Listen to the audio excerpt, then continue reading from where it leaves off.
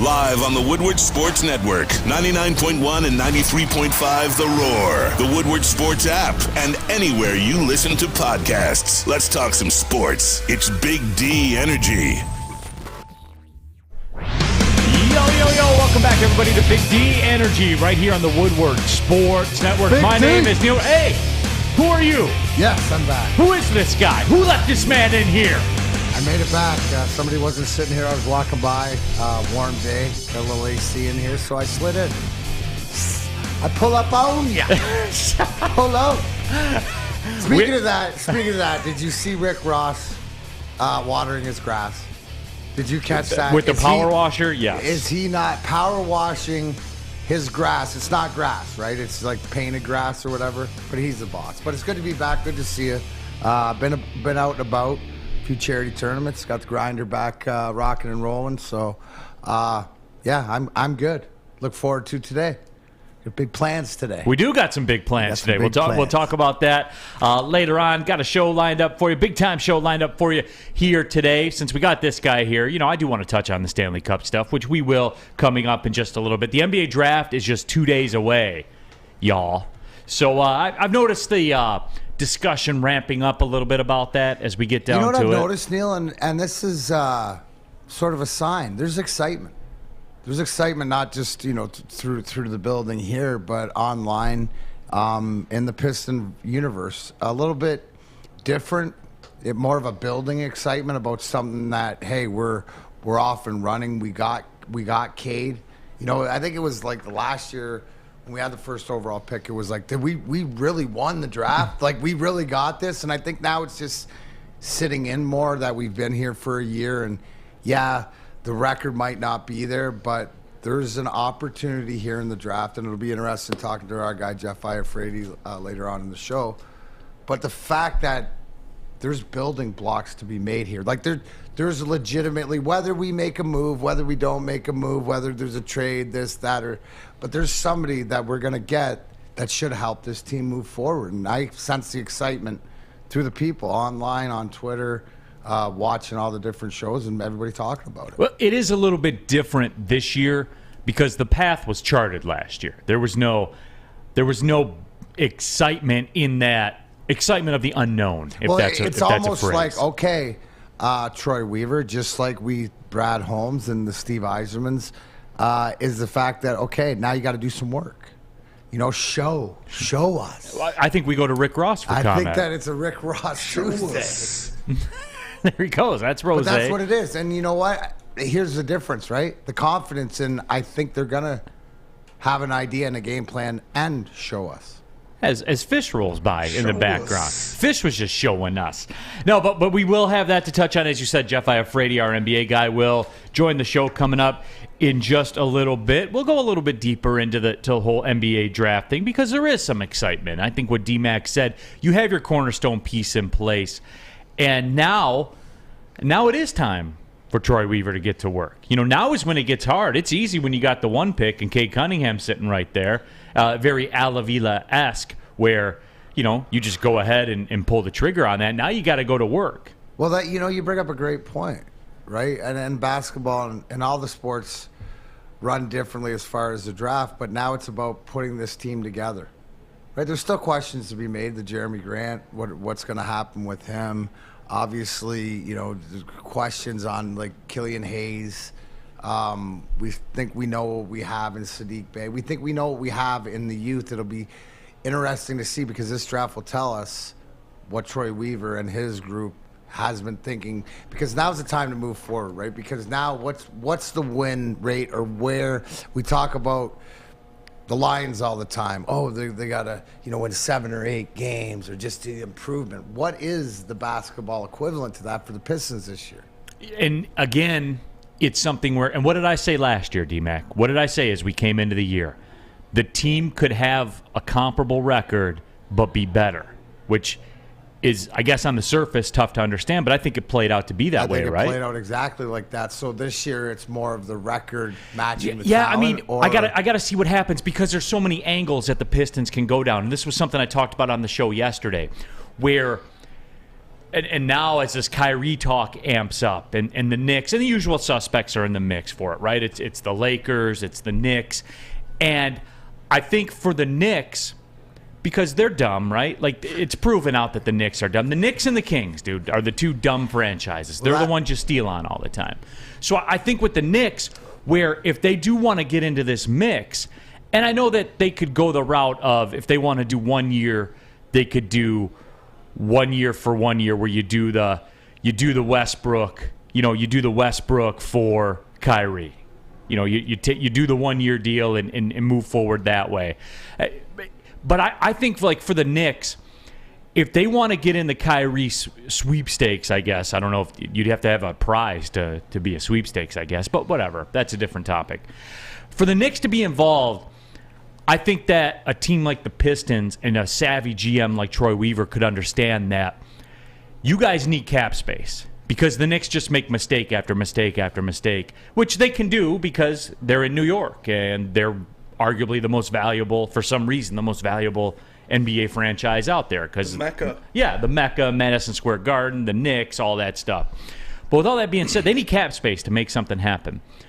A guy like Troy Weaver, much in the line of Steve Yzerman, says, hey, we have a lot of cap space. And we're not tantalized by anything that's really going on this year. We'll take your Nerlens Noel and some of your other trash bag pieces to accelerate your cap space.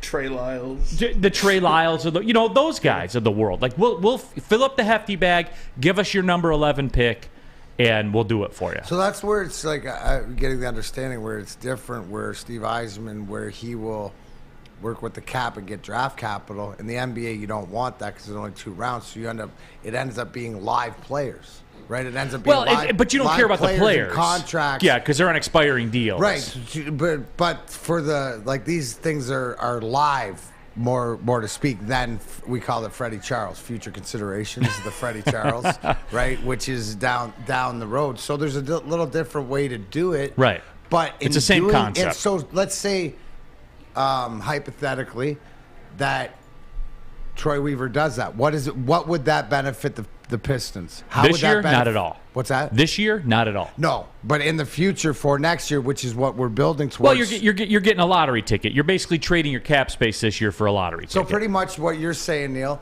is along the same lines is and if I'm hearing you correctly and I'm reading between the lines knowing you, is that this season, record-wise, might be, right, the same or a little better, but that same gradual development of the players in leaning yourself into, oh my gosh, you got not only your pick, which would we assume we're going to end up where we are now, which means, in the draft lottery, but picking, 5th, 6th, 7th, 8th, or do you expect that? You wouldn't expect us to pick higher, right? Unless it was through a trade or a draft or picking up somebody else's lottery pick, correct? So that's pretty what much you're telling me you're setting up not for this year, but for another run next year, which makes us more where we can have the assets. You're essentially punting on this season, and AC says that's a bad deal, Nate. That's a bad deal, Neal. No way, I want that. But there's no future liability past this season. It's just this current season. You're gonna eat it and understand it, and I think that to your point, if that's one of the scenarios that plays out, that if it's transparent from Troy Weaver, right, that it has been, I think that people could get on board and would get on board. But see, I don't know that, though, D-Mac, because I think if the Tigers situation taught us anything... But but isn't this is different than the Tigers situation.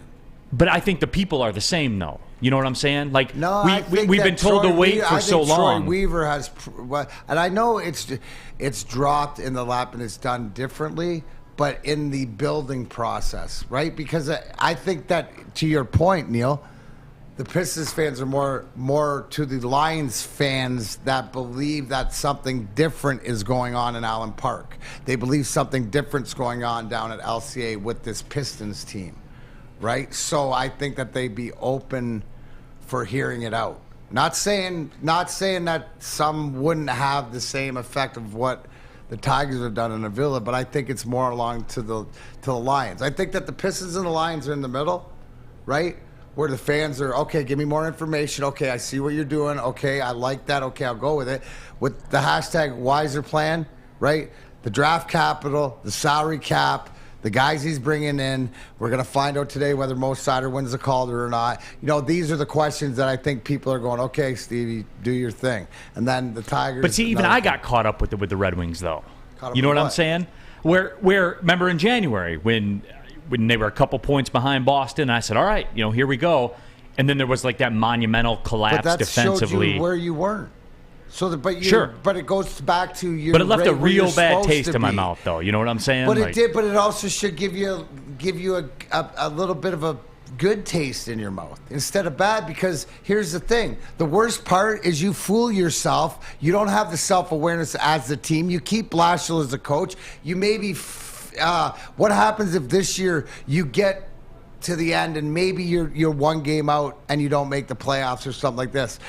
But again, you'd be in a worse situation because the transparency wasn't there. So I think it's a blessing in disguise. And I heard something yesterday, right, where they say, and in hockey's a great thing, where you have to learn how to lose to win.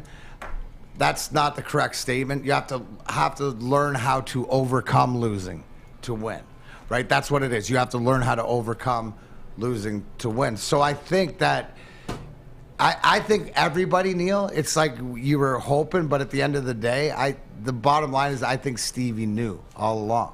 So you're in a better situation now moving forward.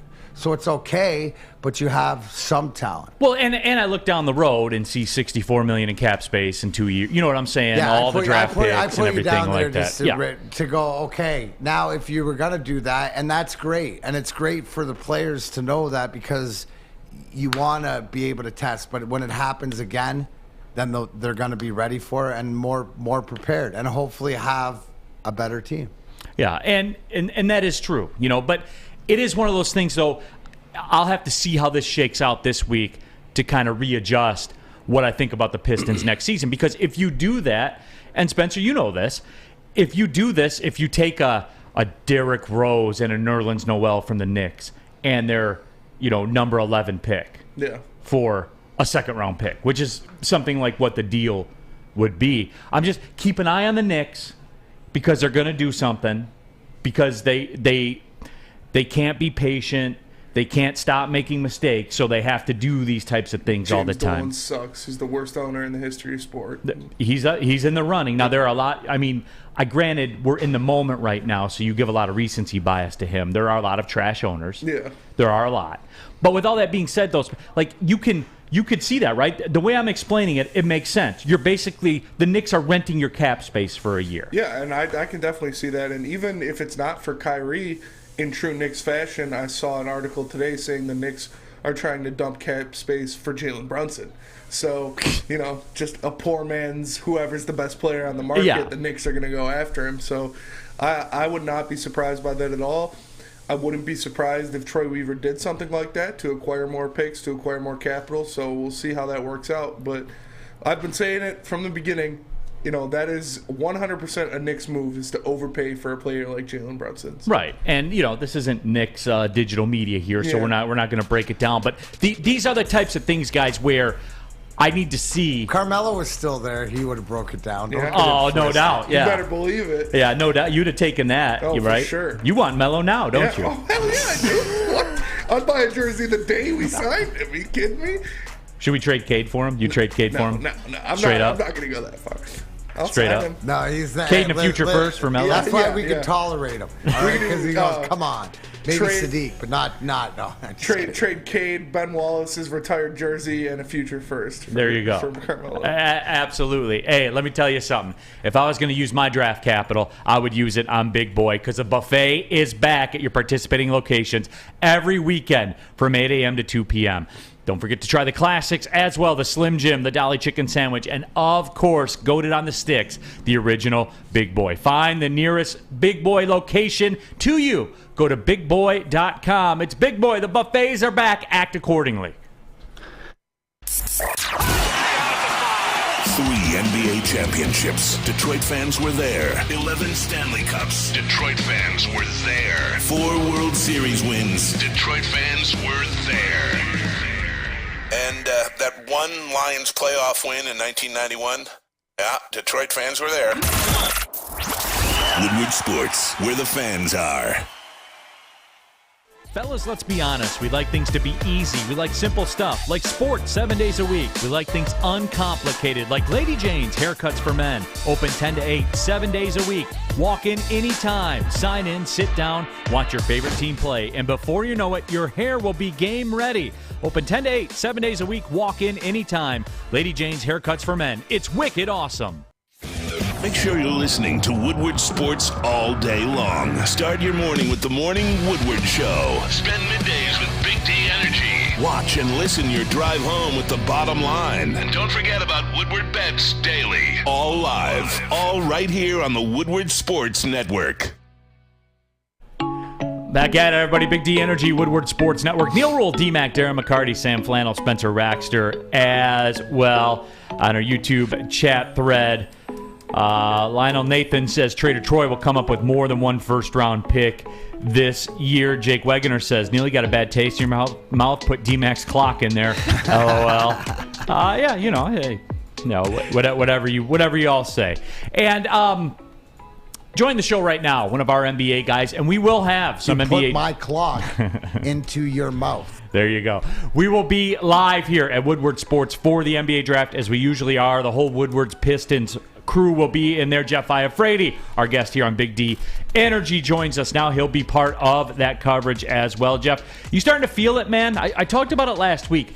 I didn't think that, the NBA draft was on a lot of people's, I don't want to say calendar, but not on a lot of people's thought process.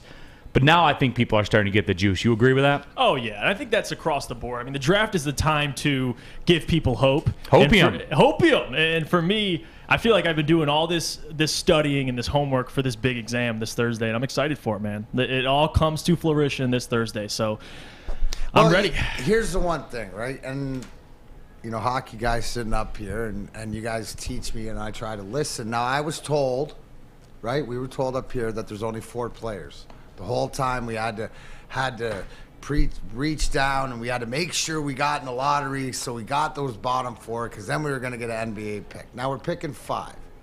Now the question to me, I guess, where you're shaking your head over there, which gives me confidence that you're shaking your head, which is telling me, no, there's more talent than just 4 players. Now my question to you right now as we sit here on Tuesday, and obviously, as Sam, what do we say on Big D Energy? What are the rules? When you get new information, you're allowed to change your opinion. Okay, good. So I was just making sure that hadn't changed.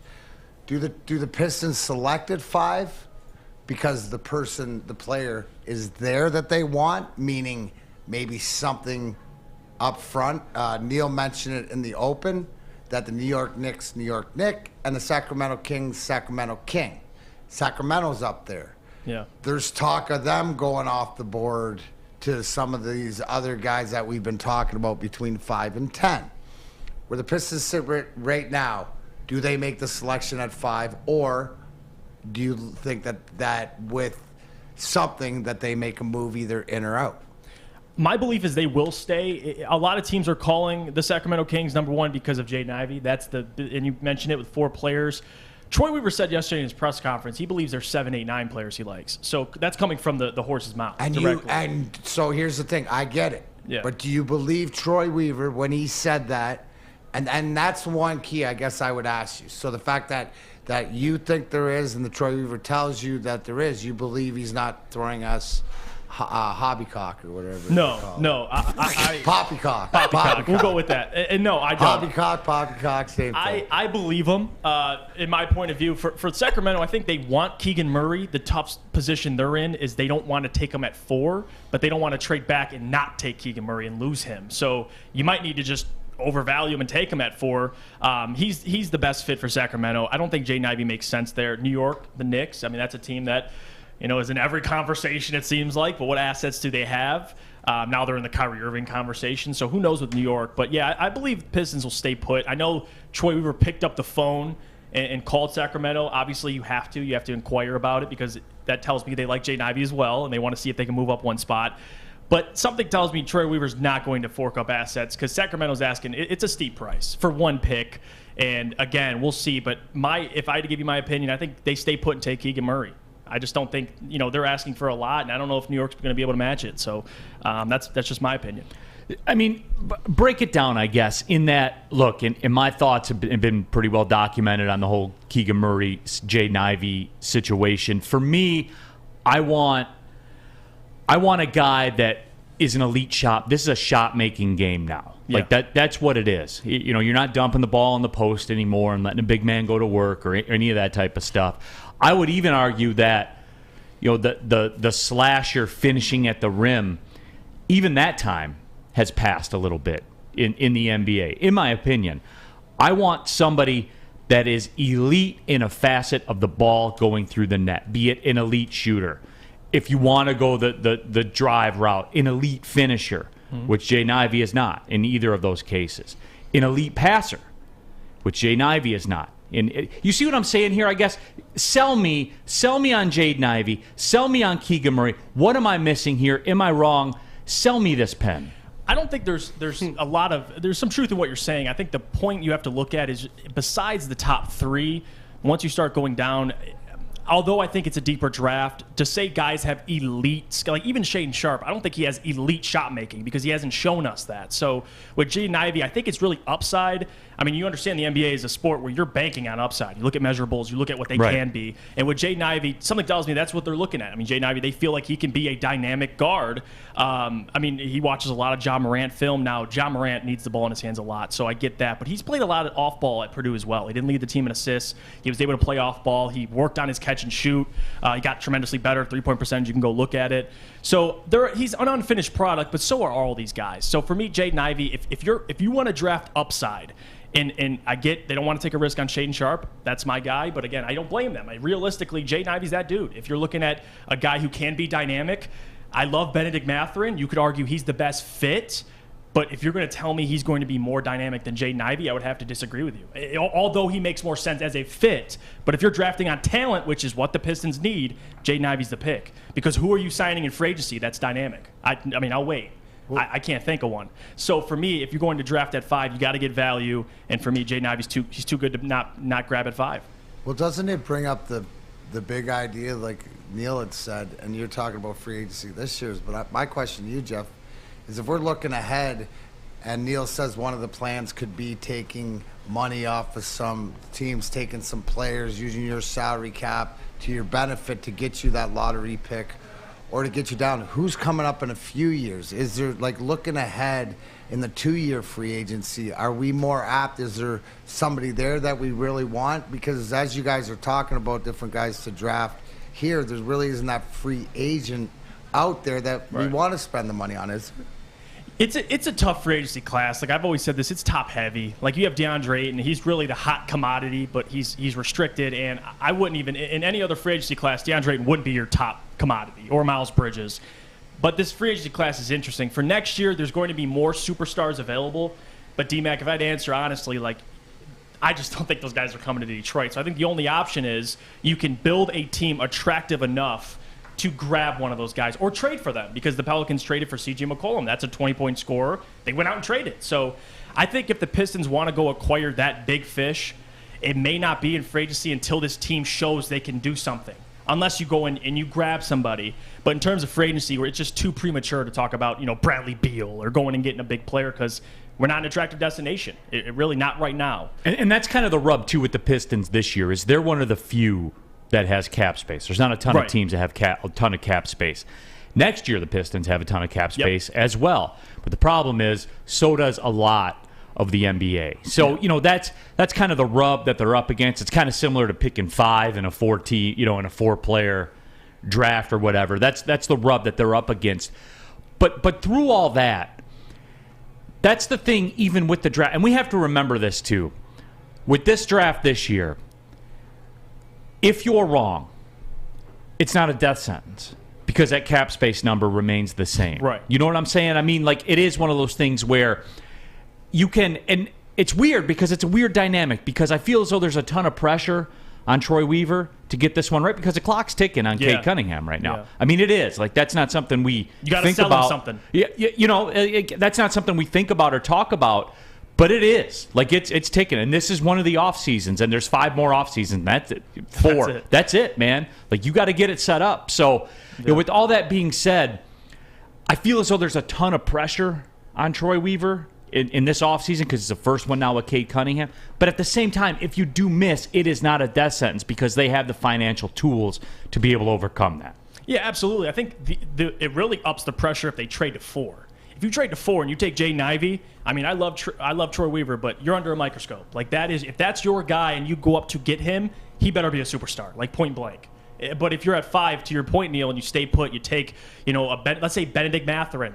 He may not be a superstar, but if he's a damn good player, I think you can get away with that, knowing where the Pistons are going. You just understand. I love the point you made about Cade Cunningham because not a lot of people talk about that. Like, you got to sell him something because Cade's a great player and he's loyal.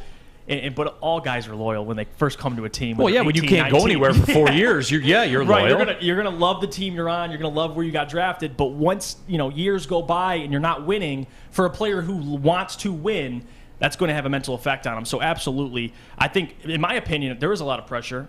I mean, you don't expect the Pistons to be in this spot again. Like, yeah, they're going to be around this pick, but in terms of having the 5th overall pick and having the 3rd best odds led number 1. You're hoping they go up. So if they do, you're not going to be in a position to take players like this year. So they absolutely have to get it right. Well, it's twofold. You both bring up great points. Is that you got to give Cade something that you're building and bring in different assets, and usually from the draft that you're talking about, whoever this player is, to see some growth. But it's also, too, you have to make the Detroit Pistons a destination place for free agents or the guys that in the offseason want to talk about what they're building here. So I guess my question to you, Jeff, is what would be, I guess, the minimum, or what are you looking for to be a positive draft coming out of this? Is it hearing specific words from the players, or is it a specific, like, what is it you're looking for to go like we did with the Lions? Right. At the end of the line, we felt pretty good about it, what Brad Holmes did. To have that same feeling, what does Troy Weaver need to do? I think, and you brought up the Lions, which is a great point. When we were there at the draft and they traded up to get Jamison Williams, their guy, you appreciate that. But because they felt like they went out and they did something. They went out and they took a chance or did whatever else, and they moved up 20 spots, whatever it was. It felt different to us, right? Right. And I think with the Pistons, if Troy Weaver is in love with Jaden Ivey and that's the pick, I feel great because this is a guy in Troy Weaver who wasn't the GM, but was a part of the scouting department, assistant GM. They drafted James Harden and Russell Westbrook in the top 5. And you could say what you want about those two, both players, pretty damn good players. I get right now they're going through a lot of stuff, but at the time, they're great value. So he's got the track record. So it's a big-time draft for him. And for me to feel confident, he just needs to get his guy, whoever that is, whether it's Benedict, Keegan, or Jaden Ivey. All right, we're going to have more with Jeff Iafrate coming up in just a couple of minutes. Owen Pfeiffer on our YouTube chat thread says, I go to Purdue and watch a lot of Jaden Ivey this year. The only reason Ivey's three-point percentage is down is due to him having played Superman at the end of the games when we were down and had to take over. And Owen, that's part of my problem with Ivey is that, you look at the game against St. Peter's when they needed a hero, man. I don't see him out there. And look, I'm not putting it on one game, obviously. It's just I don't see elite that involves the ball going through the net with him. I hear about athleticism, driving ability, all that kind of stuff. I do not hear about elite at the ball going through the net. But hey, we gonna see. And you can see on MyBookie.com. We're talking about the draft right now. Get that action in at MyBookie.com. The NBA Stanley Cup Finals still in the mix. Tampa Bay right back in the thick of it. Baseball, of course. The NBA Draft. You can get that action in at MyBookie.com. When you sign up for a new account, use a promo code Woodward, and they will match part of your first deposit up to 50% in free bets. That's right. You'll get a lot of chips to go ahead and have some fun all summer long with MyBookie.com. Bet on anything, anytime, anywhere with MyBookie. Have a gambling problem?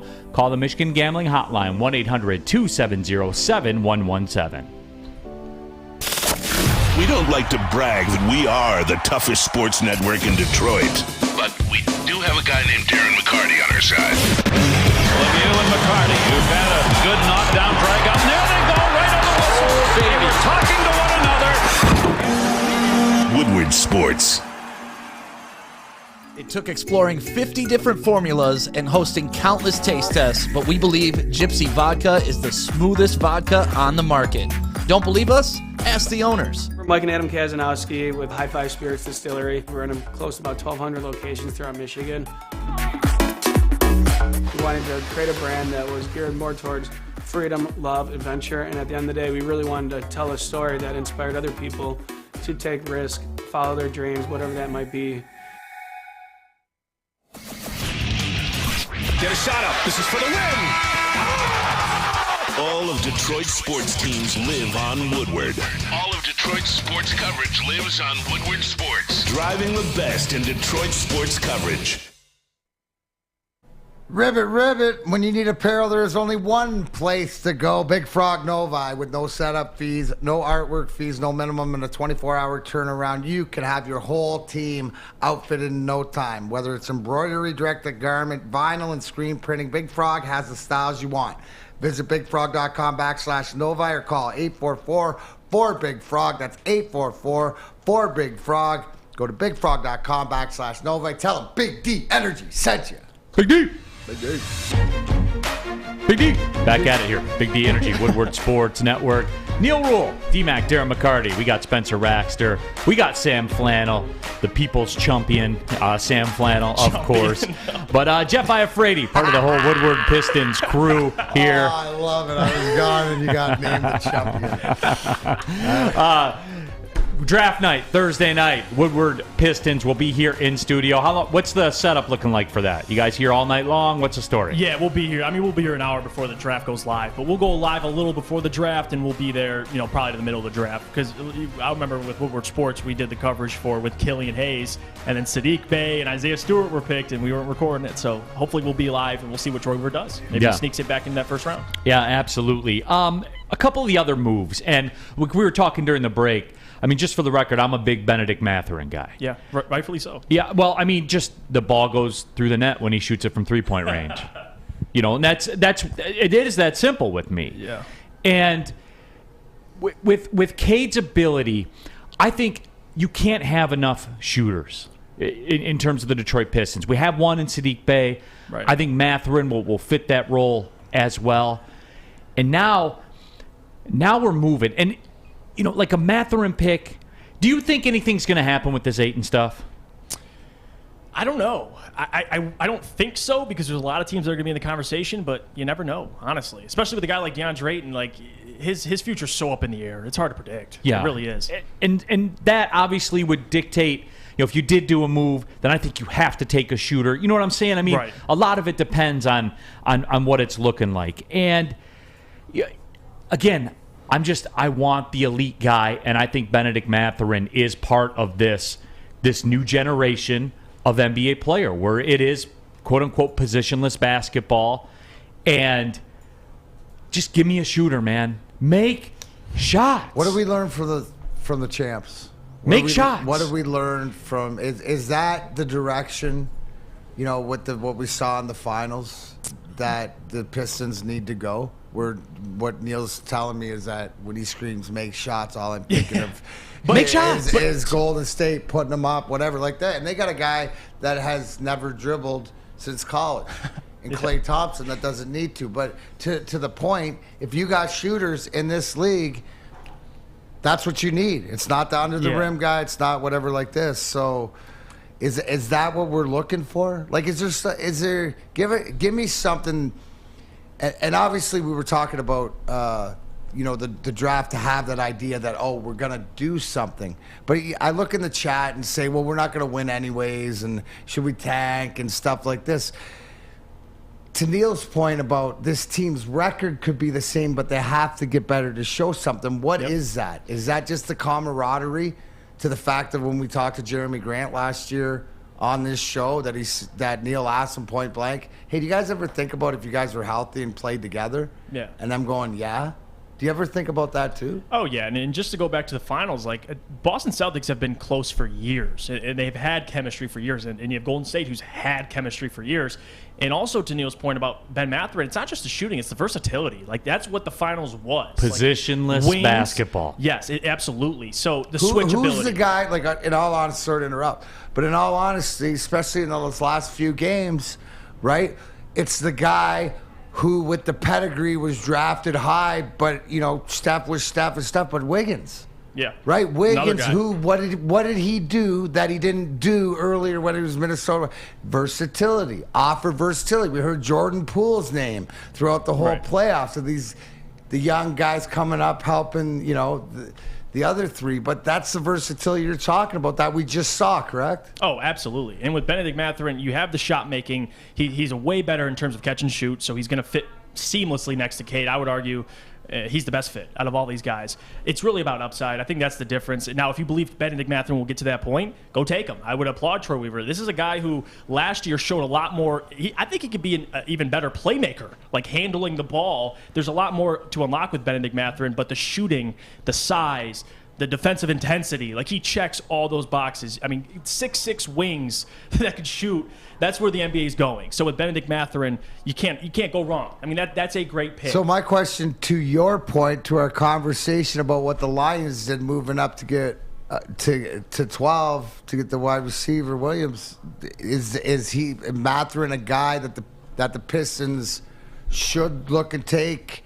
Like move up to 2 or 3? Like where do you think he'll be there? The argument, really, the question is if you trade Jerami for 7 and you get the Portland Trailblazer pick, you take him at 7. But I would argue if you're going to take him at 7, you could take him at 5. Like I don't get the 2 slots. Like I'd only take him at 7, but I wouldn't take him at 5. That's ridiculous. Like if he's your guy, you'll take him at 5. Bingo. And Chris on our YouTube chat thread, Chris is climbing into my mind here. Says, I'm with Neal on taking Mathurin. Maybe I'm a bit biased, but I believe Livers will turn into a better player than Murray will after a full and healthy season. And Livers is another guy, second-round pick guy, costs you nothing, can make shots. Put him with Mathurin. Now you got Cade. I am a big believer in Isaiah Livers if he can stay 100% if he can stay healthy. Yeah. And you may have something there. That might be your second round guy that contributes. At the end of the year, 100%. Did we get a little taste? Yeah, 110%. Role. He's a shot maker. He's a shot. The ball goes in when he shoots it, and that's it.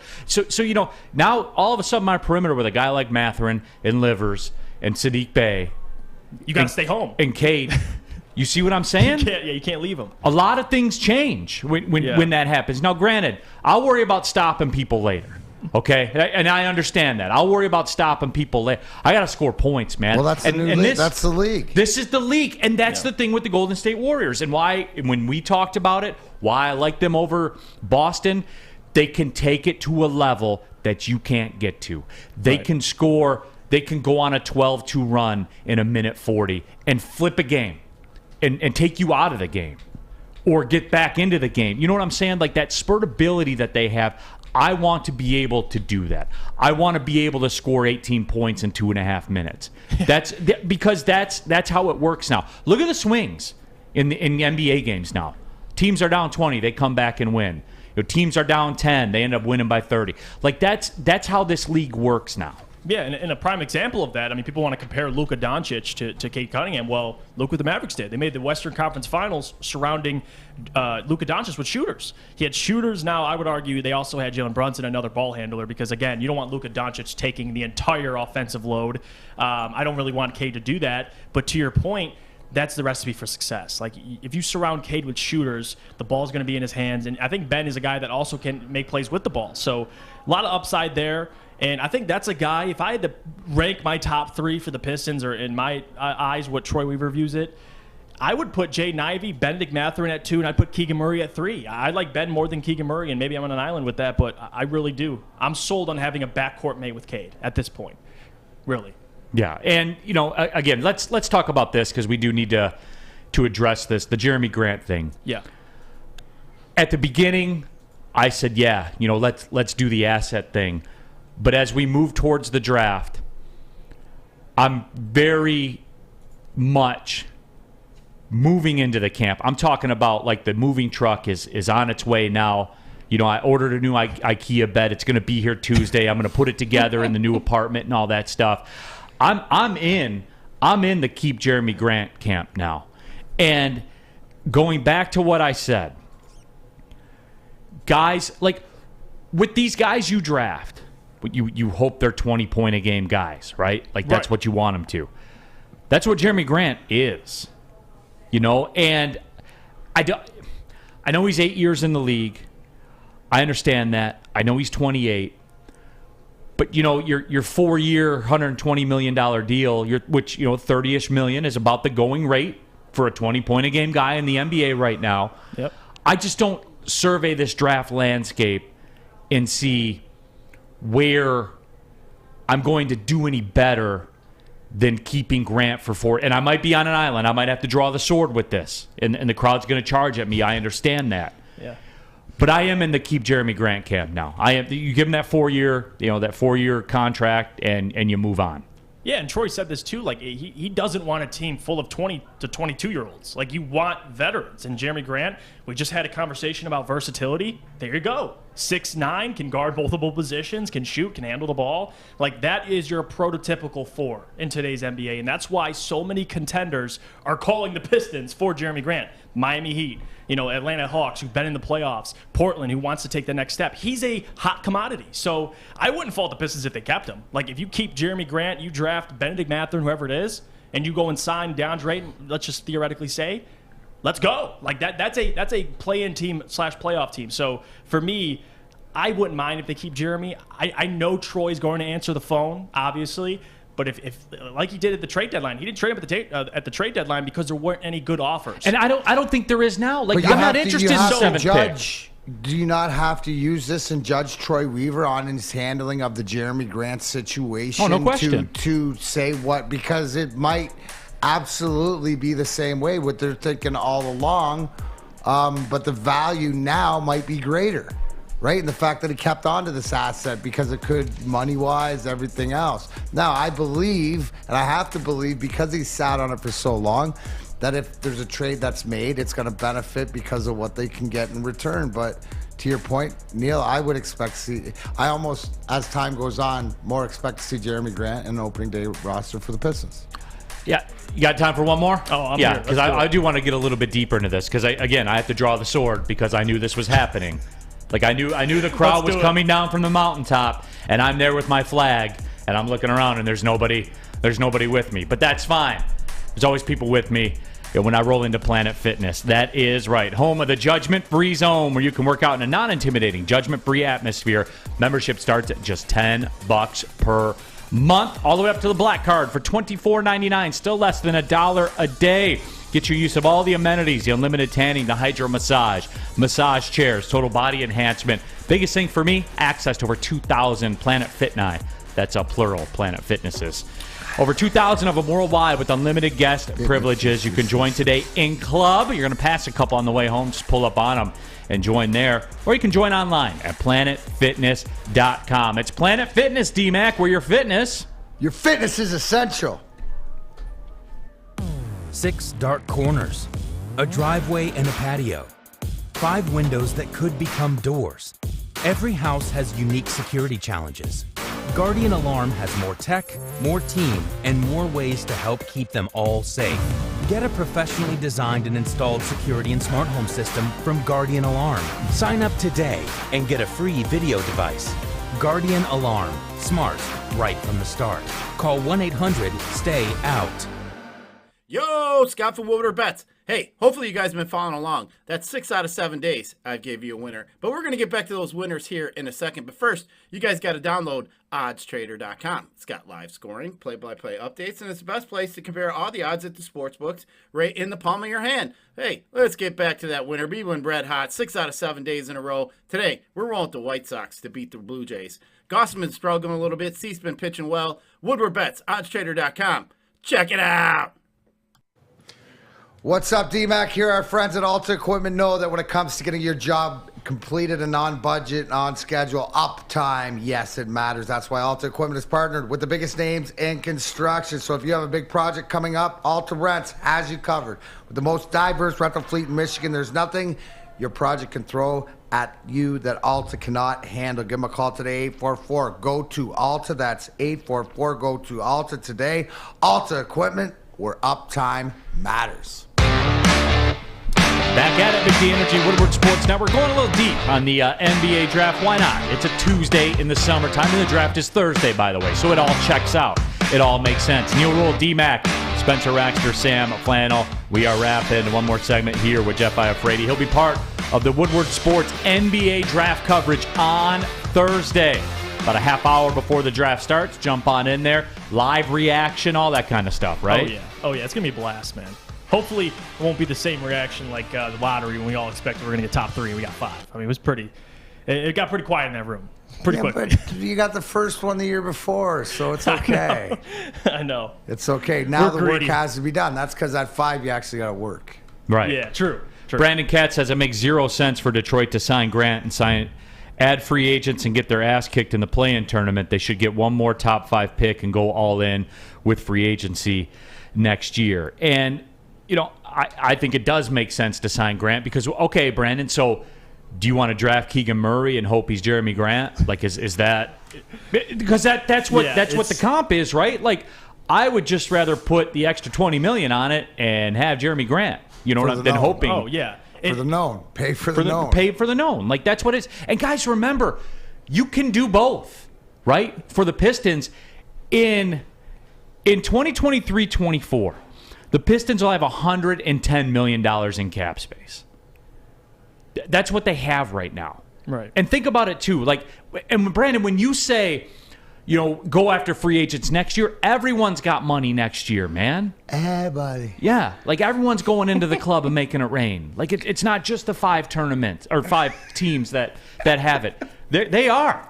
They're doing 10s and 20s. They're not like you over there with stacks of dollar bills. No, they're all over there going, here you go. We got things to offer. Like that's another thing is not only do you have to build the talent for your talent to want to stay here, it's the attraction piece. You just don't have that shiny little dollar. Out of all the dollars you got, you don't got the shiny little one that everybody wants yet.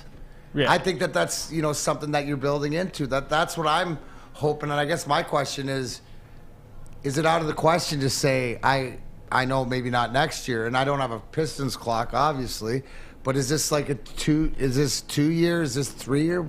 What are the expectations with what this draft, free agency, and all these things we're talking about move into the puzzle? Like, what is the outcome we're trying to serve here? Like timeline. I guess it's what you want to define as success. For me, I would take a play-in or at least a playoff spot. I think they could challenge for the play-in next year. It just depends what they do in free agency. Depends what they do, man. Yeah, it really does. But if you want to say, to answer it more interestingly, I'll say when will they contend? That's got to be 4 years away. Like it's and you got to look at it like this too. Like you have Sadiq and the guy you brought up, that roster with Jerami Grant. Is he not assuming players get better? Like you have Sadiq Bey, the rookie this year, and Cade. Are they just going to stay stagnant? Because if those guys get better, and you have Jerami Grant, and you sign a DeAndre Ayton, I don't know what he's smoking, but that's a pretty damn good team in the East. I'm sorry, smoking D-Mac brand. I know that for sure because you were clearly on that. Oh, yeah, absolutely. So to answer your question, though, I would say next year they have to at least challenge the play-in. That's the goal, play-in. At least play in bigger games than missing the play-in completely. But from there, you build. And I think if you had to give me a clock, I would say to make the playoffs, 2 seasons. Like you got to start creeping in there. Whether you get bounced in the first round or you make the second round, whatever it is, you got to start making progress. Absolutely. Big old clock. Big old clock. What'd they say? Yeah. So, What'd they get you? It is, though. I mean, for me, it's just I'm not interested in the number 7 pick or the number 11 pick or the number 9 pick in a draft where we don't even know what the direction is with the number 5 pick. You know what I'm saying? I mean, and again, for this Pistons team throughout this entire era, scoring the basketball has been the problem. I mean, there are a lot of problems, right? That's why you lose a lot of games, because there's a lot of problems. But I want to score the ball and then figure the rest out, because that's how it works. Well, isn't that the NBA this day, right? If you're going to keep up with the Joneses, right? You got to score, then you man. got to put points on the board. You got to be able to. It's the whole thing. You look around, right? The whole disparaging thing with the Tigers is they can't score 3 runs a game. The team hits a 3-run homer in the first, and you're done because you can't put points on the board. Right. I love what you're saying, Neal, and I think usually we always hear in sport, defense wins championships. Well, not the way they officiate it these days. Right, more so in the hockey playoffs, where you come down to, we'll talk about where it's goaltending. But I think that if you can see guys that can ball out, if you can put 120 on the board consistently like that, then offense is the new defense, is it not? Oh, absolutely. And I think, and like the 3-pointer is the new 2-pointer, right? Like we all agree with the evolution of it, so you have to look at it differently. Everything's analytical now. Like the 3-pointer is more valuable. So that is where the league's going, thanks to Steph Curry, by the way. But up to your point, I think right now where the league is going, and you have to look at the finals. Perfect example. You need 5 guys on the court that can make plays for others, can handle the basketball if needed, and can score. Like you can't have your prototypical 5 who can't shoot outside of 3 feet. Like they will get exposed. I mean, like look at the Boston Celtics. Al Horford played the 5 for them. He can do all those things. So to your point, Neal, you got to have basketball players. It's not position by position. It's positionless now. Brandon on the YouTube chat thread says, and Brandon's right on this. I know Brandon gets a lot of heat and stuff like that, but he is right on this. And I think we forget this. And Jeff, if you're honest, I think you'll even admit this. The 6 through 8 seeds in the East are Chicago, Toronto, and Atlanta. Those teams are far better than Detroit right now. Far better. Yep. That's factually correct. I don't think – Spencer, what about – you're a big NBA guy. Do you realize that people just think, hey, if we sign and trade DeAndre Ayton – and Jerami Grant for the year, boom, we're in the playoffs. That's not necessarily true, man. Like, do we undervalue the back half of the East, even here in Detroit? I think we do. Oh, for sure. And you look at it, it's like the Hawks made the Eastern Conference Finals last year. Right. And this year, they were barely in the playoffs. It's tough, especially with the East getting better and better. You're going to have, even at the top, you're going to have Chris Middleton back. So that Bucks team is going to be just as good. The Celtics are going to be just as good. The Nets aren't going to do what they did this year. And then you look down and you got the Hawks. You got the Pacers who are going to make a push. They're trying to do everything they can to win right now. So that team's going to get better throughout the offseason. So I do think that the East is being undervalued right now. And the Pistons are going to have to do a lot to produce at least a play-in team. There are a lot of teams they got to jump. The Cavs, you look at the Cavs. The Cavs are great. The Raptors are always there. Like there's a lot of teams. I really like that Cavs roster, low key. That Cavs roster is great, and they've got the guards. They've got if they bring Sexton back, even if they don't, they've got Garland. They have that big man rotation that nobody thought would work. But they got because they got the unicorn big man in Mobley. They've got Evan Mobley. They've got Lowry Marketing who can shoot and pass and dribble. I got a question for you, Jeff. As we're mentioning this, because the differences in the NBA now, and not only like the offense and stuff, but the parity, just like in hockey, but the middle teams, the 4 to 10 teams, they're better. You naming players off rosters and stuff like this. But looking at this Pistons team, is there an NBA team out there, a championship pedigree team, that you see Troy Weaver using sort of as a template of how he's putting this together so that we can look and watch? When when we talk about the wings, we say, well, look at what Steve Yzerman set up for himself in Tampa. That's easy. That's easy to do. Do you see any similarities or in the NBA so we can follow along? I think it's tough because it's hard to compare. The guys they have now, like Cade, you can't really compare him to anybody. But I will say this. With what he's trying to do, it could be a little bit of what he did in OKC with Sam Presti, how they hit on multiple draft picks, lottery picks, and boom, they're in the finals. But that's why and that's what I'm getting to is it's sort of getting back to the nitty-gritty and the basics of what they did, which goes back to your James Harden, Russell Westbrook conversation of finding who they pick, to trusting that if it is Jaden Ivey, that Troy Weaver's sold on. Whoever's Troy Weaver's sold on, you're sold on, right? Absolutely. Okay. And I think you have to understand, too, Oklahoma City, like, that was a new franchise. Like, they really built that up. That wasn't a free agency destination. They homegrown superstars now. They all really left. But I liked what they did. I think you could do that with Detroit. Not a high, not an attractive free agency destination, but if you build it the right way, they'll be contenders eventually. On the YouTube chat thread, Big Daddy says, can pick 5 and 7 get you to 3? Well, Big Daddy, hey, you have pick number 3. Ring, ring, ring, ring. Hey, Big Daddy, it's Neal Ruhl here over at Woodward Sports, acting on behalf of the Pistons. Hey, I noticed you got pick number 3. We have 5 and 7. You interested for that? Hello? Hello, Big Daddy. Hello? Ring, ring, ring. Hey, Big Daddy, I think we got disconnected. It's Neal Ruhl over here working for the Pistons again. We got pick 5 and 7. You have number... Hello? Hello? Hello? I think his phone died. Man, this cell service cell in this service. building, man. Personal text on your phone. Don't ever call me Yeah. ever again. I don't know. It must be the cell service. Let's try it again. That's how it is. You have called 248. No, it's going straight to Has been voicemail. disconnected. Yeah, Please try again. No, the answer is no, because those are the difference makers, man. It's a lot like people, and that's the fantasyization of sports. The fantasy draftization of sports. People, I think, are falling into that trap with the Lions for next year with the quarterback thing. Yeah. Where, hey, we have 9 and 28. Accept our trade. Can we get number 2 from you? I know you, Carolina. I know you haven't had a quarterback forever, and I know that you have the number 2 pick, the number 1 pick, and Bryce Young's coming off another Heisman campaign, and just threw for 5,000 yards. You interested? No, there is no price. Yeah. If that's your guy, there is no price. So, that's where it is. Chuck Brewer says, Neal, are you good but you'd be good with Grant to Phoenix for Ayton, though, I'd guess. Yeah, I'd give that a spin. I would. What do you think on that, Jeff? What was the question? What do you say? Grant for Ayton. I guess because in a way it's tough because you have to replace Grant. Like, you got to find a way to replace 20 points a game. Like, that's not easy to do. Now, Ayton can bring a lot of things that were lacking: size, paint, interior scoring, interior defense. But you lose 20 points a game. It all goes back to that. You lose a guy who can get you 20 points a night. Yeah. And again, this is just a general. This is more of a principle thing for me. Right. Principle thing. NBA draft night. Woodward Pistons. Jeff Iafrate will be out there. Thanks for sliding through, man. We're deep. See ya on Thursday night. And again, appreciate Jeff Iafrate for coming through. I love chopping it up with him about basketball. As you know, yesterday I kicked summer off with the official drink of summer when I drank a Mulligan by Gypsy Vodka. Gave you the instant taste review. Stuff slaps, man. Bottom line. Had the lemonade iced tea here on the air. By the way, and I didn't notice it looking at the graphic, but I noticed it after I drank it. They're 8%.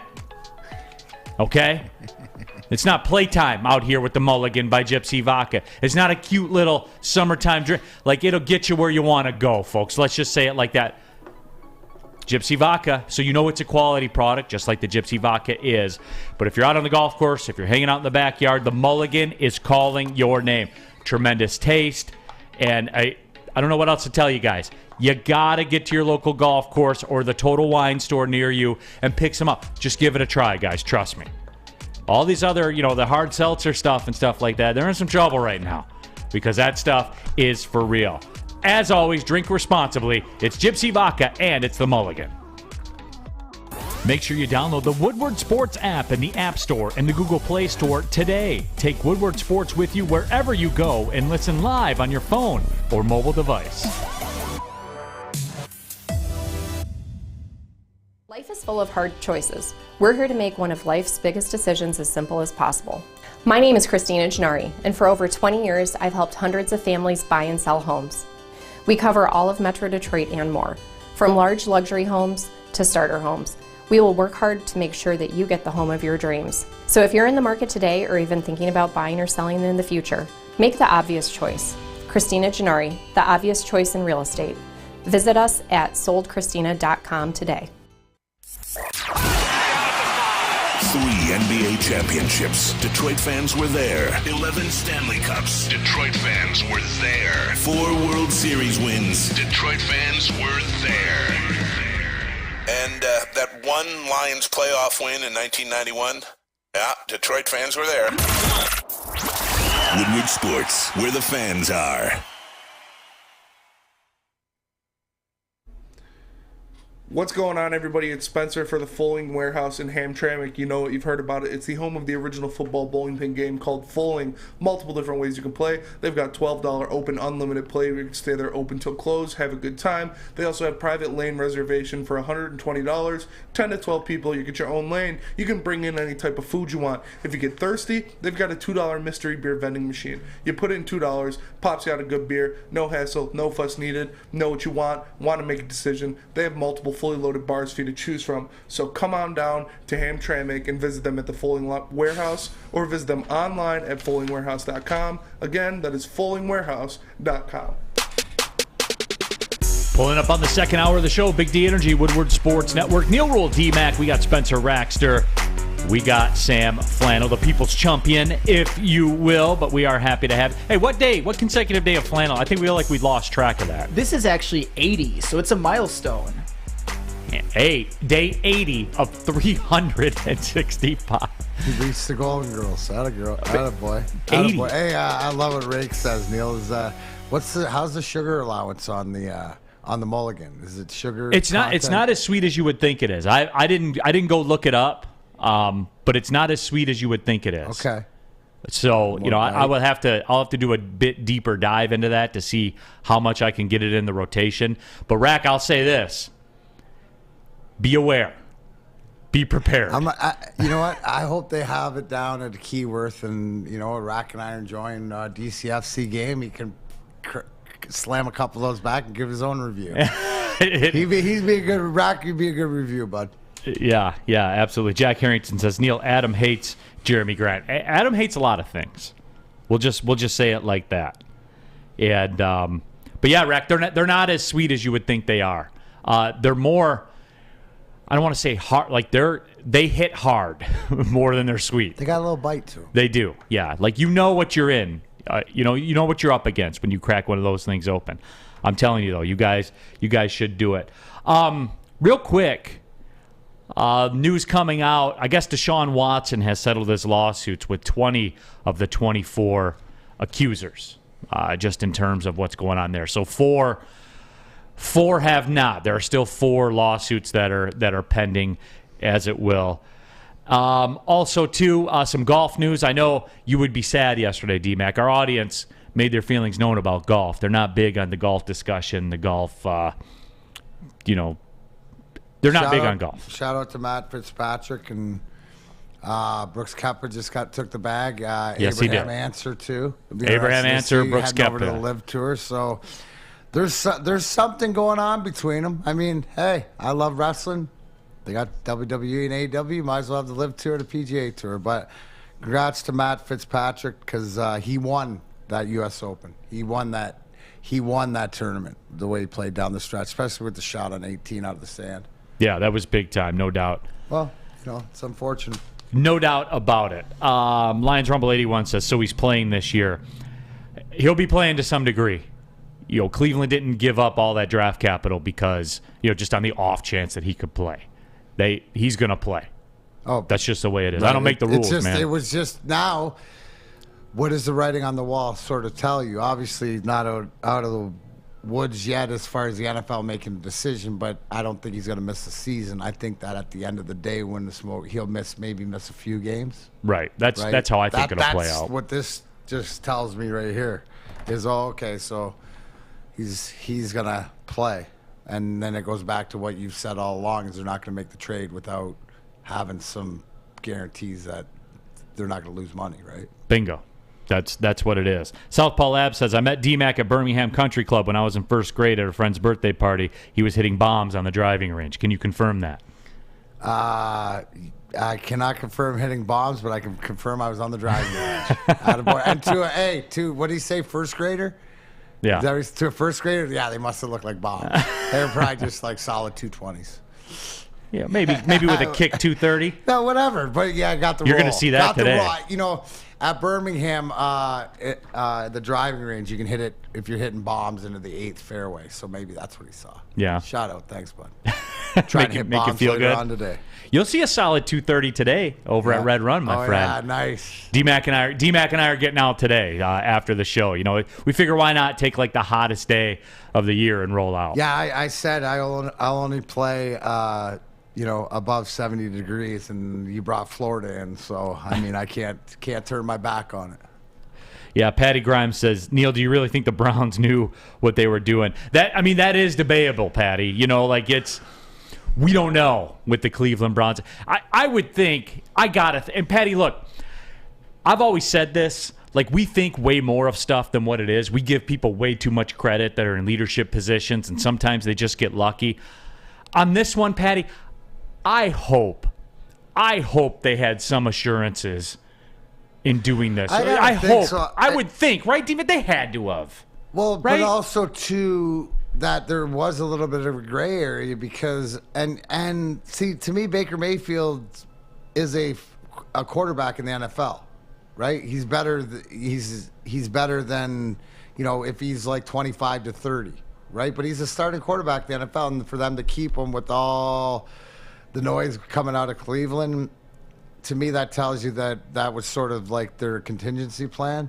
But now it'll be interesting to see what happens. And Neal, at the end of the day, until the NFL drops the gavel and rules on Deshaun Watson, that's really what we're waiting for. That's the end-all, be-all. They're the superpower. And they're waiting. And you want to know what my, I must call it a conspiracy theory, but what I think the NFL's dirty little secret is in all this, they're waiting for these lawsuits to get settled. So then when they come in and say he suspended 6 games, that's the closure, and we all move on. But that's what they're always waiting for, and that's what every big company or whatever waits for, because then, we were just waiting. We had to let them do their due diligence, and they got it figured out, so we're just here now. Oh, obviously they settled out, so it's 6 games. That's what because before today, right, Neal? They would have had to. You're thinking a year, right? We're all thinking a year. When they're saying a year, you're processing, going, yeah, that seems about right. With now more 24 stuff like that. So, at the end of the day, it's the NFL doing NFL things. Yeah, and that's what it is. Scott Klingler says, "Hey Neal, Adam this morning wanted to hear D-Mac's take on the Colorado game. We got a couple of minutes before we break it down. D-Mac, what were your thoughts yesterday about what? Colorado, Tampa. No, I'm sorry. I was reading this and somebody said that I just read their take and then took the same thing. You think I read this stuff? Give me a break, bro. No, goaltending. I said it all along. Darcy Kemper was Mike Smith 2.0. Mike Smith, the goalie in Edmonton. Goaltending is the number one thing. And the biggest difference in this series, right, going into it was the question that Andrei Vasilevsky's back-to-back Stanley Cup championships, is the best goalie in the world, and on that Mount Rushmore of goaltenders, and Darcy Kemper or Francouz or the backup as a player, Neal, right? Your confidence in your goaltending, and we saw it sort of last night because Vasilevsky, they played better in front of him, but he still made 40 saves, 40 shots, but he just looked solid like himself. There's questions in that Colorado dressing room. I never would have thought that until you brought it to my attention. No, I never would have thought it. There always was. They're going back. It's like the levee breaks. How many times did I bring it up that Edmonton, that I didn't trust Mike Smith? Right. I didn't trust Mike Smith. Didn't trust at the end of the day.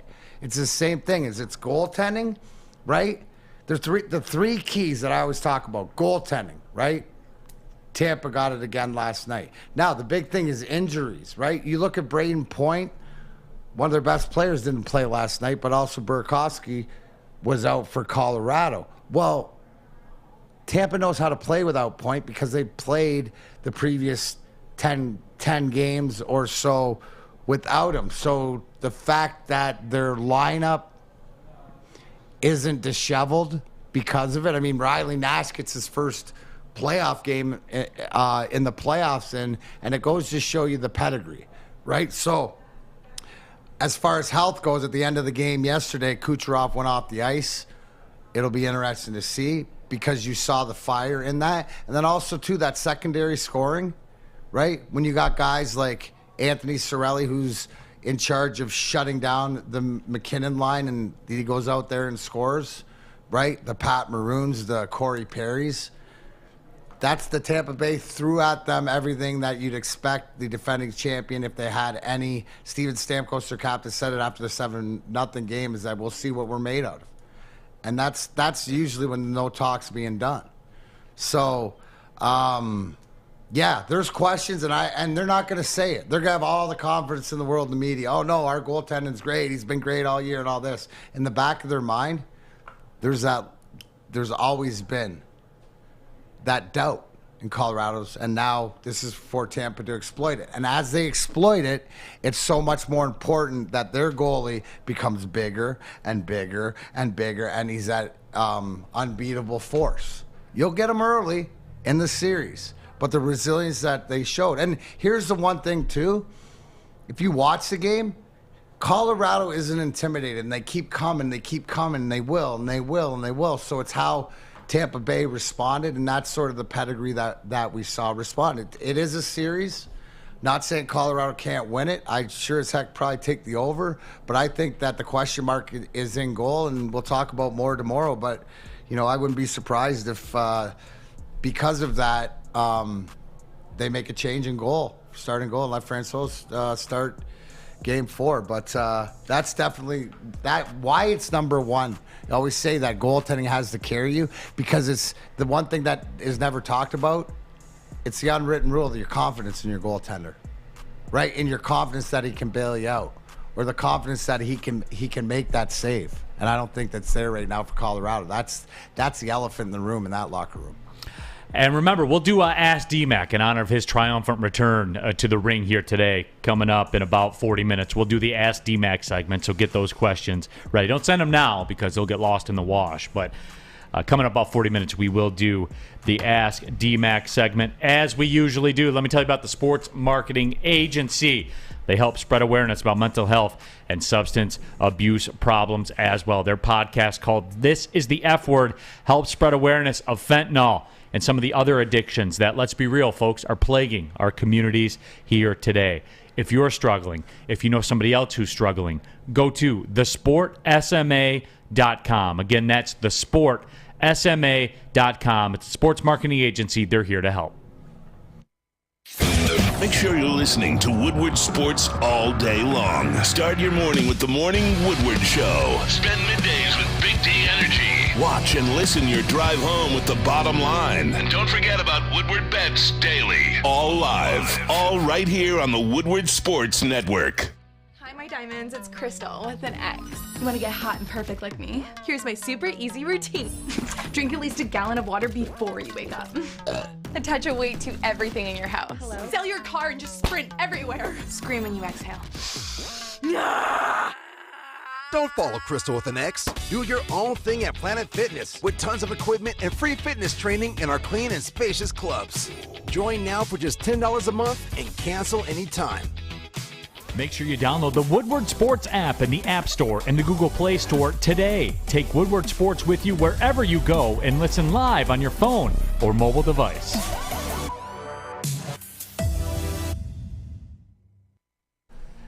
Neal Ruhl here for oddstrader.com, the number one game site for all of your betting activity. You can start your handicapping journey at oddstrader.com. Play-by-play updates, live scores, bet tracking, that's all available to you, and it's easy. Just download the OddsTrader app from your app store today. Here's the most important part of all this, guys. They'll get you the best price on every game. Why would you not do that? Think about it. Why would you take a higher number than you have to?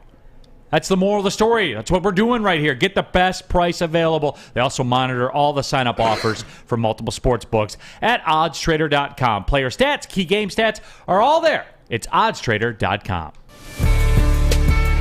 Back at it here, Big D Energy, Woodward Sports Network. Neal Ruhl, D-Mac, Darren McCarty here, back in effect. We got Sam Flannel, Spencer Raxter, and we are moving our way through it here today. What is today, Tuesday? Taco Tuesday, Tuesday? baby. Oh, it is, huh? Taco Tuesday. Taco Tuesday. Nice. Curtis Schultz says, who puts Gypsy in their coffee? Well, somebody who wants to get to where they want to go, I guess. I don't know. Giddy up. If it was around back in the day, I would have. All right, what about this, D-Mac? And you see this certainly in the NFL, and we've been over it many, many times, the draft system, the salary cap, the way the draft's set up, all that. It lends itself to this happening in the NFL. Could the Lions go worst to first, D-Mac? Is that possible? I mean, sure, it's possible. But for real, is it possible? Which team has the best chance to go from worst to first? And look, on paper, you look at the Jets, Broncos, Jags, Giants, Seahawks, Lions, and Panthers. Now, the Ravens, that's the stock answer, right? Everyone's going to say the Ravens because it's the Ravens. Can the Lions do that? They can't, right? No, I don't think they can.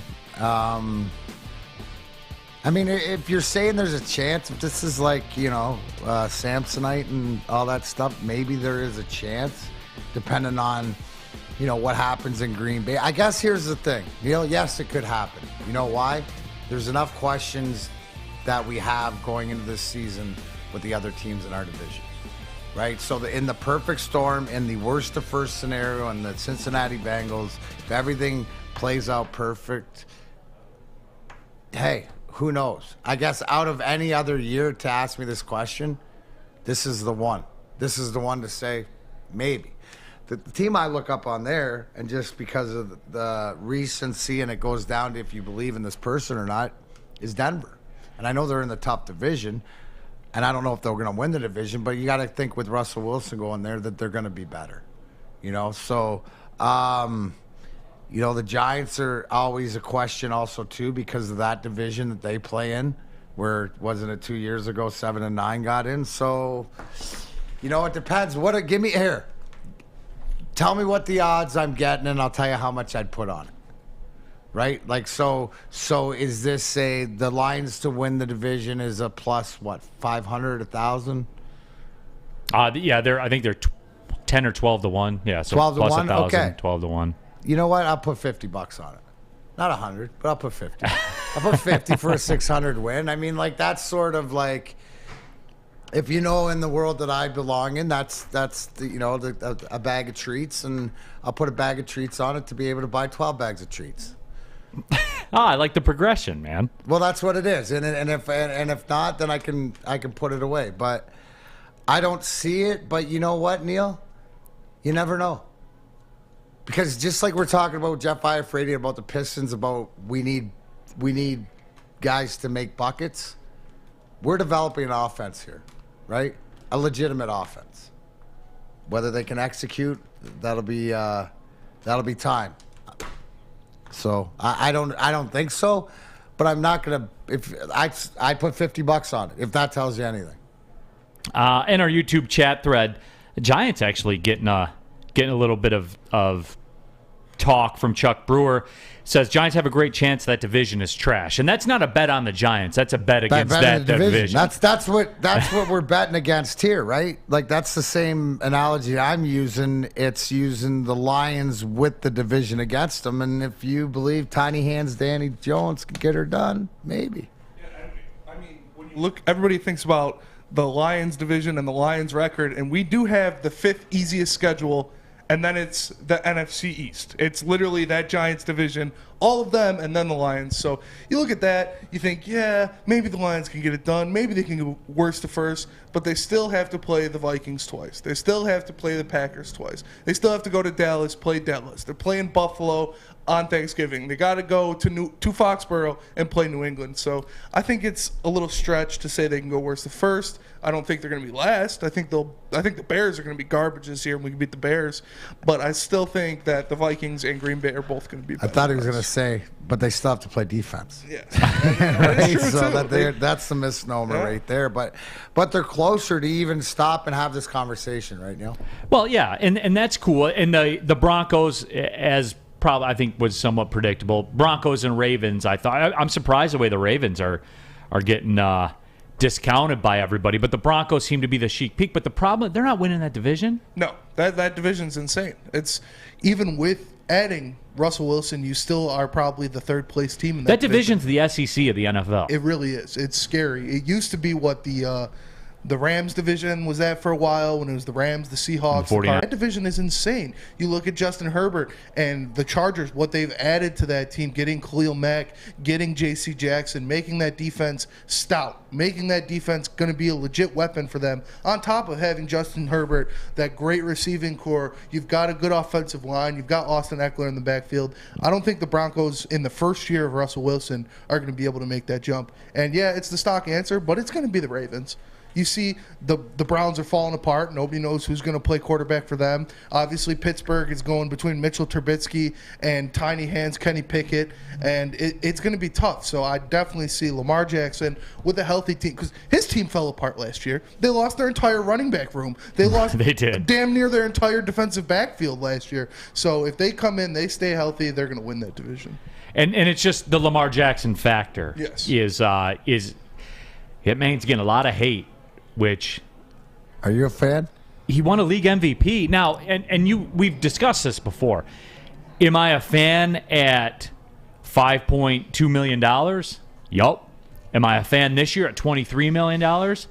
Yeah. No. Yeah. Oh, come on, Spencer. It's getting there. It's getting there. Yeah, and he's UFA next year. Yeah. Am I a fan at $45 million? No. Nah, man. We'll see what he can do now. Now he's got a legit NFL wide receiver, and I think they're gonna have to add something else to that. They got rid of Hollywood Brown, so they're hoping that what's his name, Sam? Their wide receiver. He was a rookie last year. Rashad Bateman. Yeah, Rashad Bateman. They're hoping he could take a step forward and be that guy to go out there and make plays. So it's a lot. He's going to get paid regardless. I don't know if it's Baltimore that doesn't want to pay him. Oh, there's no question, because the quarterback position's the official hopium of the NFL. It is. And all it takes is one. People forget that, man. And Ryan's reaction says, "I'd pay Lamar $35 million." That won't even get you a phone call answered. No. People are making $50 million a year now, and this guy just came off the MVP. He's looking as one of the most electric offensive players in the NFL. He's going to want Patrick Mahomes, Aaron Rodgers money. And that's just what happens. That's the price of the going rate. We saw it with Stafford. We saw it with Matt Ryan. These guys get what the position makes. Market. Yes. It's the market. The market setting itself. And D-Mac, you've told me before, there's basically two camps of free agents in professional sports. The ones that are cool where they are and they want to win where they are, so they got to take a little bit for the team.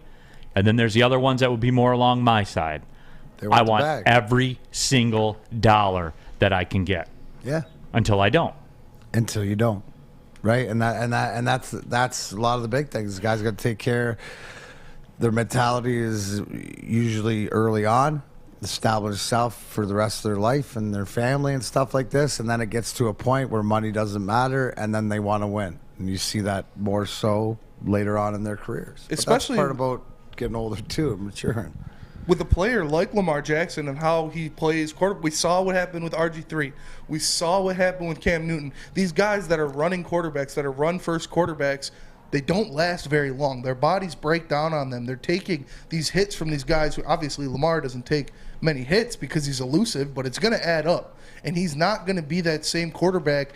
He's not going to have the Tom Brady career of lasting 20-plus years. He's not going to have the Peyton Manning career of lasting 10, 15, 20 years. So he needs to get his money now. Yeah, but do you he think needs to get it while it's hot. But don't you think that we're in a new age where it's sort of like 10, 12 years is the shelf life of not like these quarterback, these longevity guys, because the game has evolved in that way with the go get the quarterback guy becoming, like pretty much a monster where it's inevitable that a quarterback's got to get hurt no matter who it is.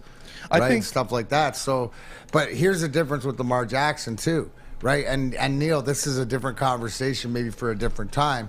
But there's all these guys that did on the rookie deal that didn't get their money early on and stuff that want their money when it's time for them to get their money, right? So then it can go, I want to win, I'm under this contract and stuff like this, but then when it's time for me to get paid, I'm going to get the base. So it can change. And it's different for him because people got to remember where he was drafted, he only made just over $9 million in his entire rookie contract. Right.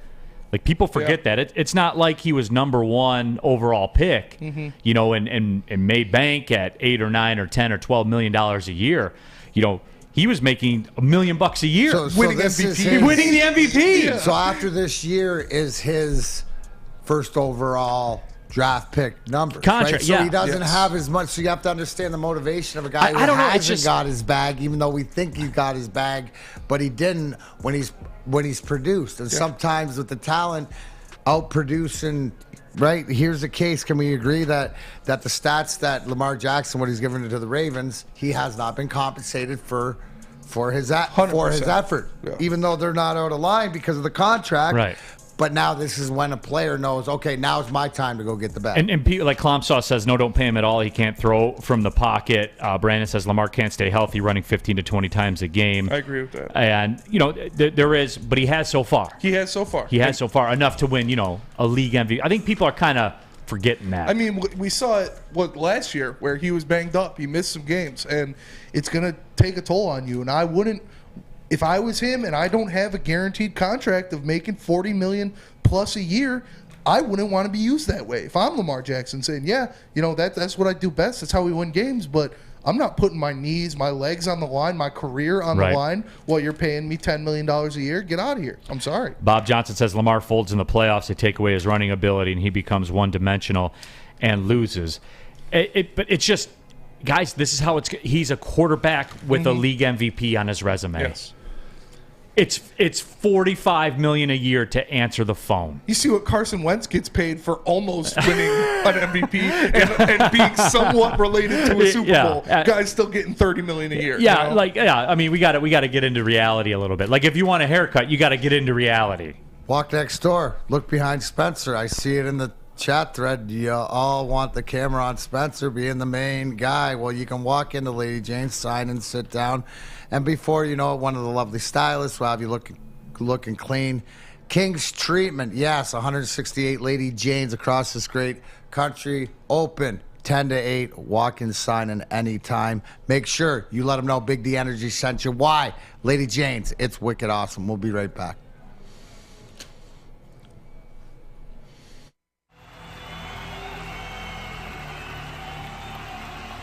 He's going deep, right side. Oh, that is Edwards out there. He goes up in the air at the goal line. Hey, it's Brandon Edwards here, wanting to welcome the sports marketing agency to Woodward Sports Network, to the family. Glad to have you guys. For the last decade, the sports marketing agency has literally leveraged athletes around issues such as mental health and substance abuse. Glad that we can finally start trying to get the stigma off of mental health that's been there for all these years. You don't have to go to the beach, man. You don't have to get your butt crack full of sand. You just need a little chili peppers, man, to get that glowing beach chili peppers tan. Woo! With 26 locations in the Metro Detroit area and more coming, Chili Peppers Tanning is where you'll find the cleanest salons in the D. Join the Pepper Club for the best deals on unlimited tanning. Head to chilipepperstanning.com. You just need a little chili peppers, man. Welcome back, Big D Energy, Woodward Sports Network. Neal Ruhl, good to have D-Mac here back in the building. Spencer Raxter, we got Sam Flannel as well, the People's Champion. And some news for tomorrow's show at 11:14. We'll be joined by UFC heavyweight fighter Josh Parisian, live from Las Vegas. He's fighting on the UFC on ESPN 38 card. Michigan native, by the way. Hitting bombs the other day. He was out up. Did you meet Josh? Oh, yeah. We've met a couple times. Yeah, great guy. Great story, too. I want to get into his story and everything like that. And, again, Michigan guy, going to be representing on UFC on ESPN 38, heavyweight guy. When he walks in the room, when you size up the room, you say, hey, if it all pops off, stay away from that guy. Or will you go near him and make sure he has your back? Yeah, one of the two, yeah. That's my friend. Were you talking about me? Yeah, exactly. Josh is my guy. No, so I'm looking forward to having that discussion and really tell his story a little bit. And he's out there grinding, man, trying to make it in UFC. It's a tough gig. Oh, yeah. Tough gig. You earn every cent you get. Literally. There is no figuratively with it. It is literally. And Brandon says, Lamar Jackson still has a leverage, though, because the Ravens are nothing without him, even though he can't stay healthy, running 15 to 20 times a year, and he can't pass well. And, Brandon, that's it.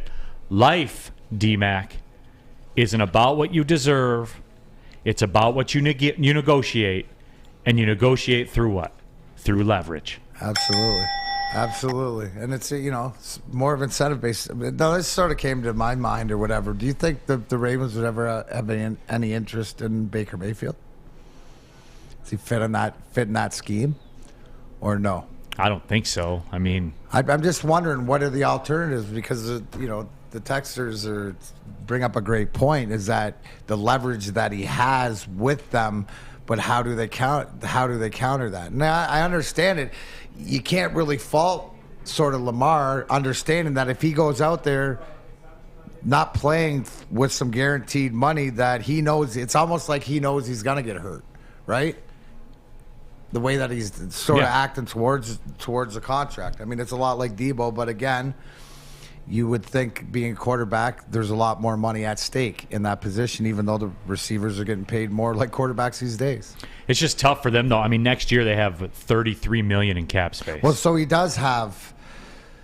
So are you liking Lamar's situation? But again, it doesn't feel like you're wanted, right? Like when you have these contracts with your top players, and there's some butting heads with the understanding. Well, that's the decision only Lamar can make, right? Feeling wanted in this hand and the bag in this hand. But that's the thing. For me, is that he's going to not worry about being wanted, give him the bag. That's what he's saying. This right? hand's the bag. This hand's feeling wanted.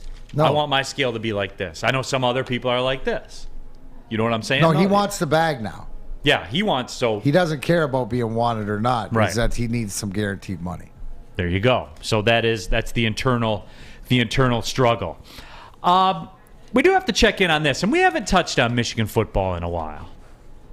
So we'll go to Sam Flannel, our resident Michigan slap, our resident Michigan purveyor.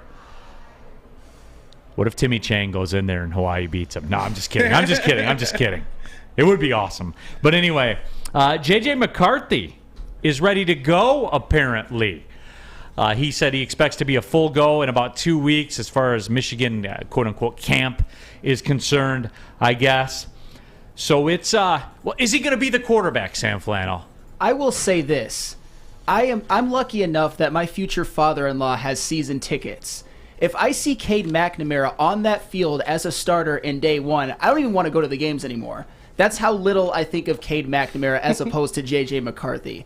I want to see greatness out of a quarterback. I don't want another game manager like we've always had. You can go back. I can't even remember the last time they had like a truly great quarterback. And no, I don't count Chad Henne.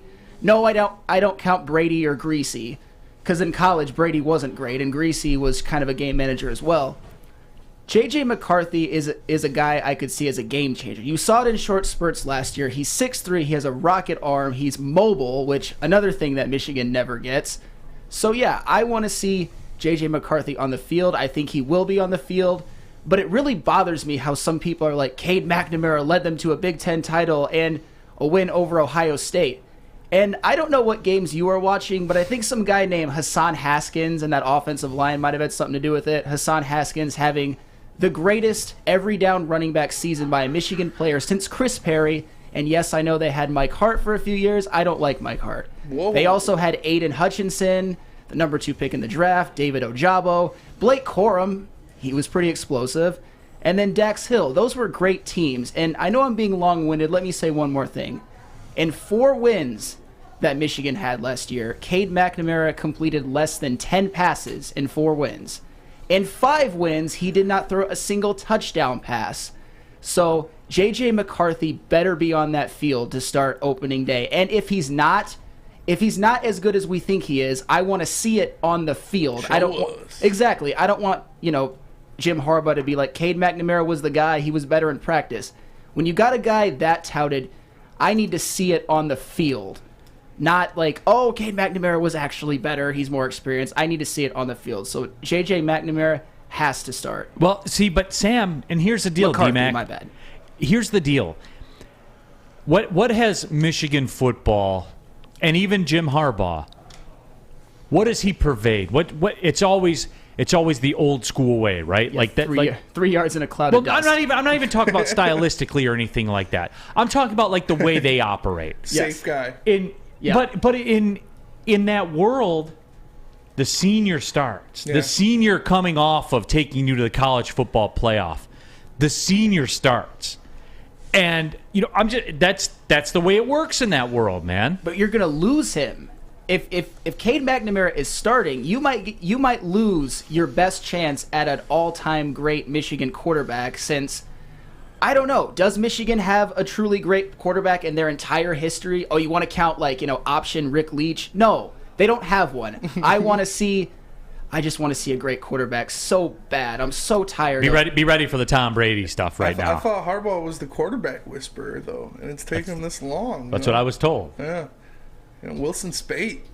What about you, D-Mac? If you're the coach and you're a senior that put took yourself in this position, but you got a senior that took you to the college football playoff.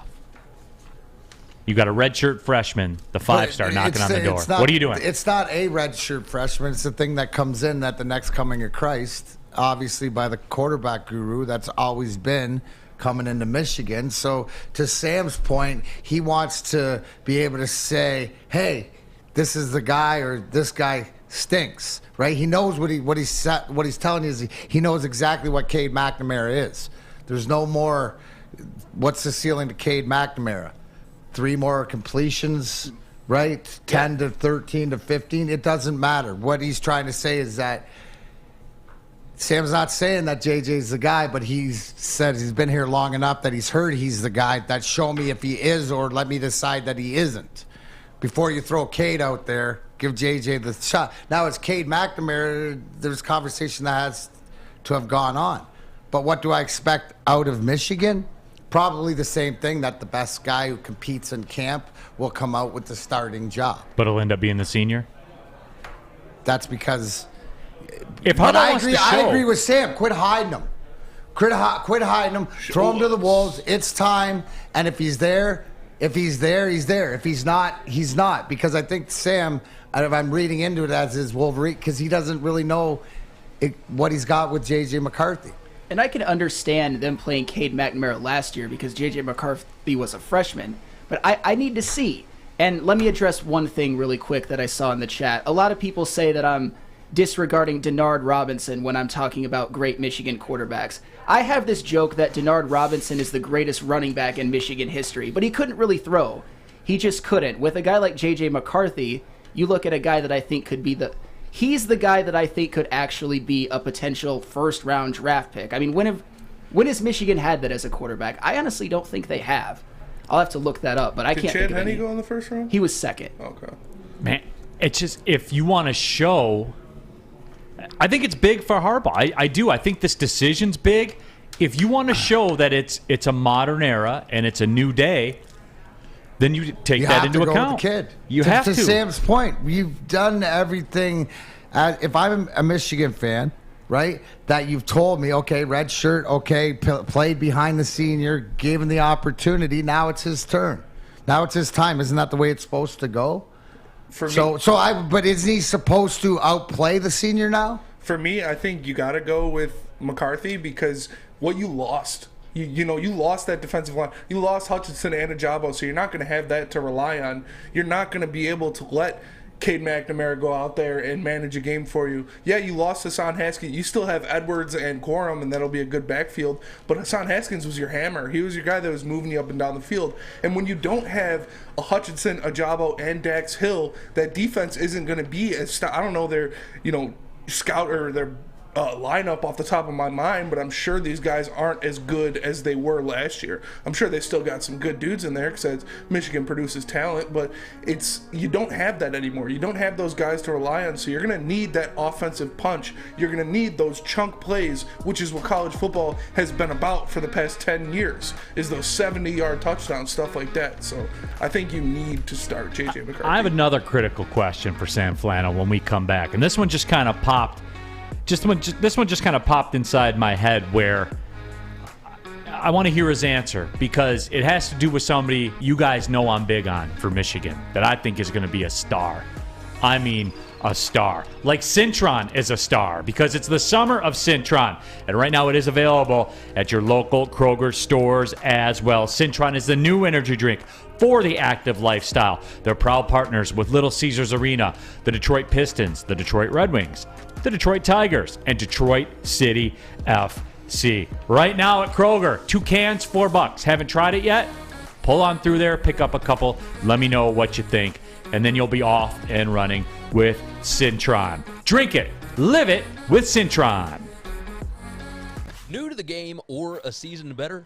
OddsTrader.com has everything you need to make the right bet ahead of kickoff. Begin your handicapping journey with OddsTrader. Improve your edge by finding the best price on every game from sportsbooks in your backyard. Take advantage of the numerous sign-up bonus offers to pad your bankroll.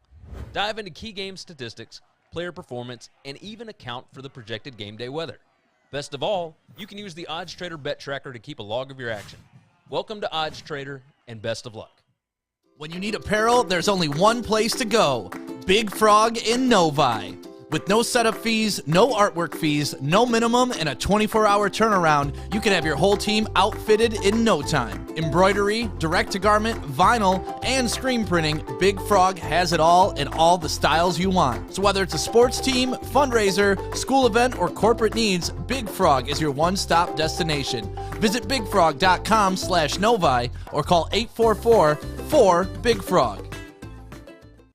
Neal Ruhl here for the Monroe Street Midway. Bedrock and Rocket Mortgage turned an old parking lot into a massive outdoor playground, and it's right next to Campus Martius in the heart of the city. Roller skating, basketball courts, mini golf course, food trucks, live music performances, art installation. It's a fun place to visit, whether you're on a date, whether you're downtown with the family, maybe you're hanging out before a Tigers game saying, man, do I really want to go in here and watch this? Well, there's another option for you. Just make a left. Go over to Campus Martius and the Monroe Street Midway. And it's brought to you by Bedrock and Rocket Mortgage. Coming down the stretch here, Big D Energy. Don't forget, Ask DMAC coming up in about 10 minutes. I do have a critical Michigan question for Sam Flannel. Rob J says, these fools forget who is the defending champion of the Big Ten and want us to apologize. Not. Here we go. Yeah, like, God, I don't get it. I really don't get that mentality. We won it last year, so we can't talk about being a better team next year. Like, get over it, man. Jesus. Rich Diana, Neal, how many air conditioners do you have? That would be 2. And sadly for me, they're both pumping today. So. Perfect. Yeah, absolutely. No, but Sam Flannel, I have a question for you. And I think this ties into this whole discussion that we're having about Michigan football right now, and is J.J. McCarthy the guy? And I think he is. I think he, not only is he, I think he has to be. And it's not because of the product on the field. It's because it's what it says about your program, about the way you do business.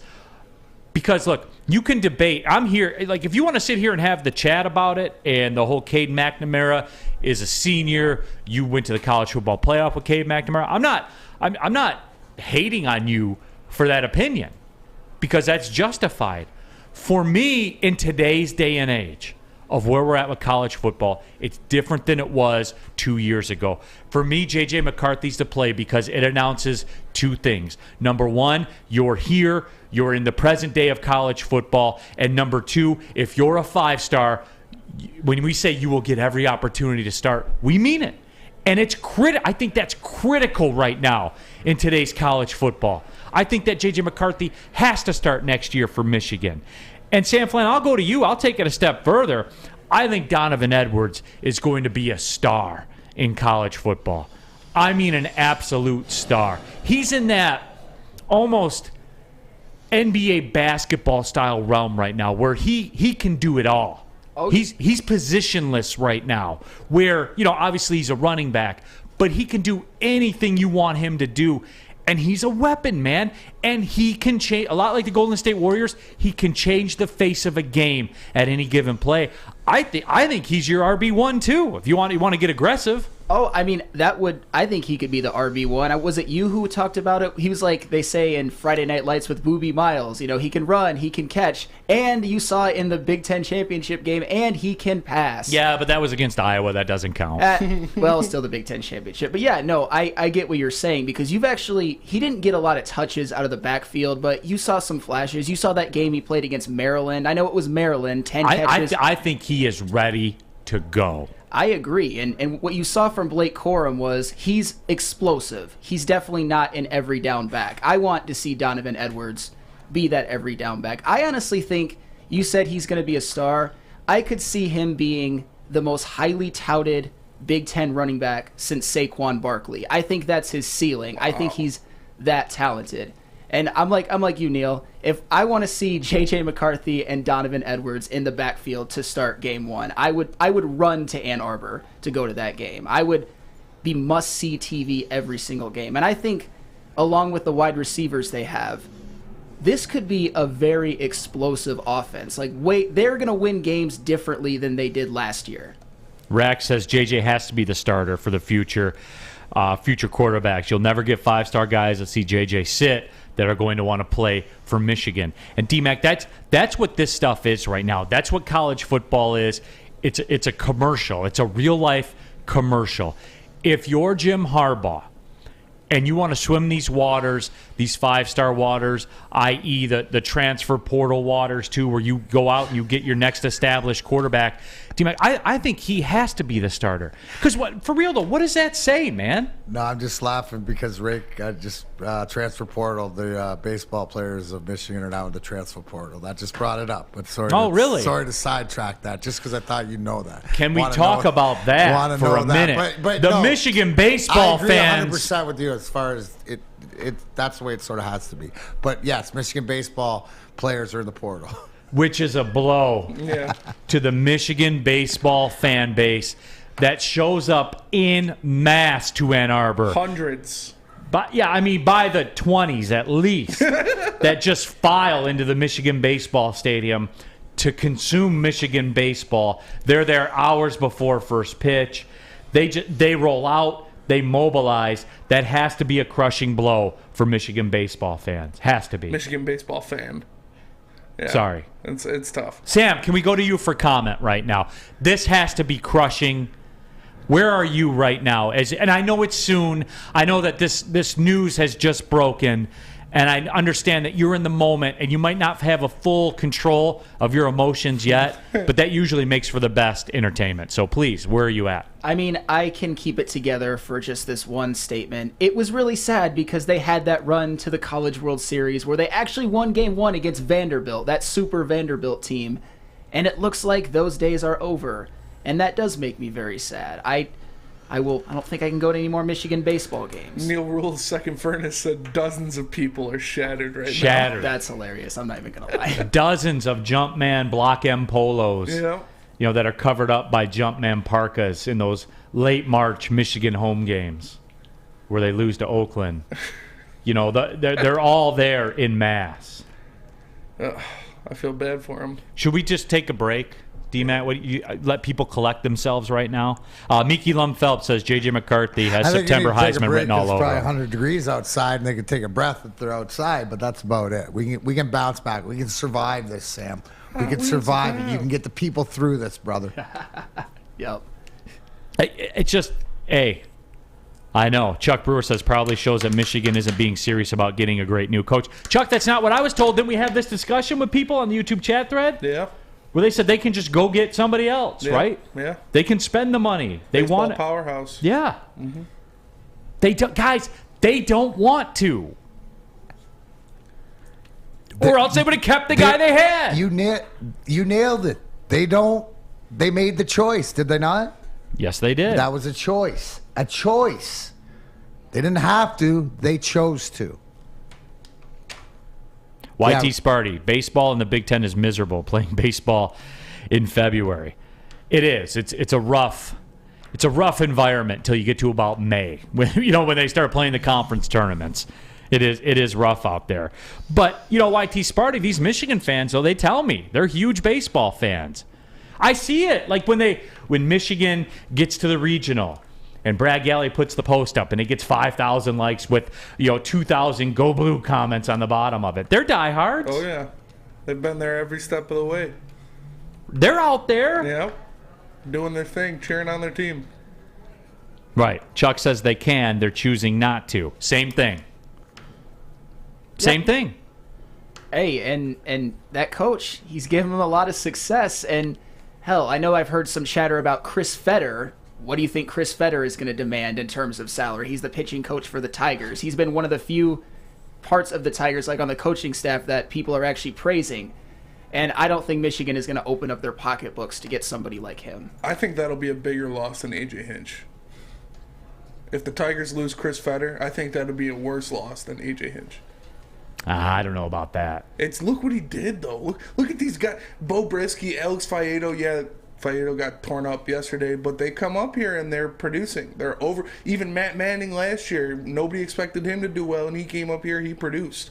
It's the one thing we got is our pitchers. I mean, what about even like Alex Lang? He's a guy that came over for Nick Castellanos. He's one of the few returns that's actually been really, really good. He could be an all-star as a middle reliever. He's going to be an all-star, for sure. Shoot. Yeah. What's their other option? Scooble? Either him or Lang. Maybe both.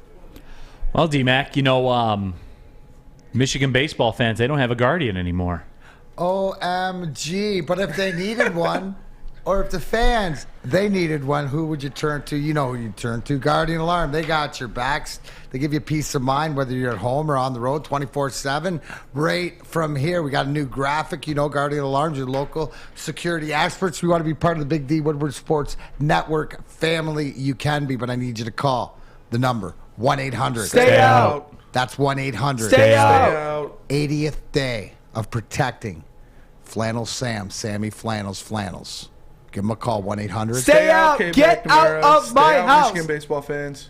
Absolutely. For all of you, Guardian Alarm, they are your local security experts. Tell them Big D Energy sent you. Hi, my diamonds. It's Crystal with an X. You want to get hot and perfect like me? Here's my super easy routine. Drink at least a gallon of water before you wake up. Attach a weight to everything in your house. Hello? Sell your car and just sprint everywhere. Scream when you exhale. Don't follow Crystal with an X. Do your own thing at Planet Fitness with tons of equipment and free fitness training in our clean and spacious clubs. Join now for just $10 a month and cancel anytime. It's a great day to get some Centron in your life. Okay. There it is. Centron, here we go. Gotta grab the cranberry. Oh wait, it's 2 for $4. Gotta double up with the classic as well. Centron World, baby.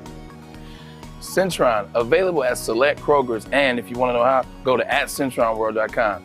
You get dope like me. You know what? Why wait?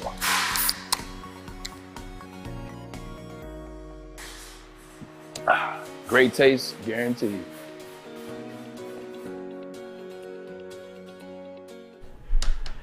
Neal Ruhl here for Chili Peppers Tanning, where you can join the Pepper Club and get your unlimited tanning options on. They'll beat all the competitors' prices by at least $5. Chili Peppers Tanning has the hottest bulbs, the hottest deals, and the darkest tans. Go to chilipepperstanning.com. Find out which one of their 26 locations works best for you. It's Chili Peppers Tanning.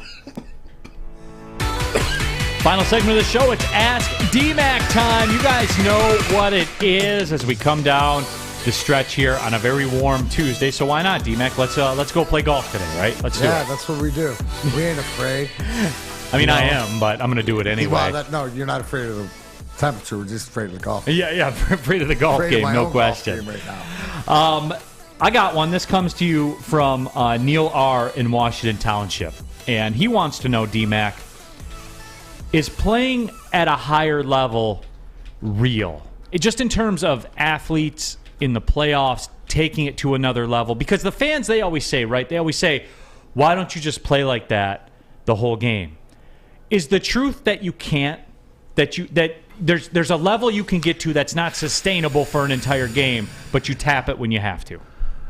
Right, where you try to. And what you're trying to do, right, as a collective, is to tap in it so the whole is for the whole game, right? And at different times, and you're feeding momentum off of that. But, when you're clicking on all cylinders, and I'll relate it back to last night, and I'll when you're watching the pregame and you're going to the hockey, but you look at the focus that the star guys have, or the guys that have won before, the Steven Stamkoses, the Kucherovs, the Vasilevskis, the Hedmans, especially guys that have had championship pedigree, that they know there's a difference, right? So there's stuff that you know because you've been there. So you know to tap into what you've already been into at different times. Usually, when do you go there?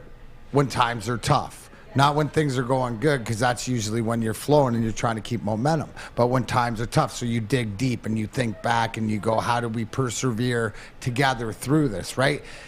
There's a certain look guys have. We talk about this all the time. You look at Nikita Kucherov and you sort of can see if he's engaged or he's not engaged. Last night he was engaged, right? So I think it's a level, but it's knowing yourself and how to get that out. So but you can't be like that all the time. As a grind line, right? So it would be every time that you're on the ice. So you have to be able to check out, check off when you're sitting on the bench to do whatever you needed to do, because you can't be focused every second. But you have to know when to take the breath and know. A lot of times, I guess it'd be like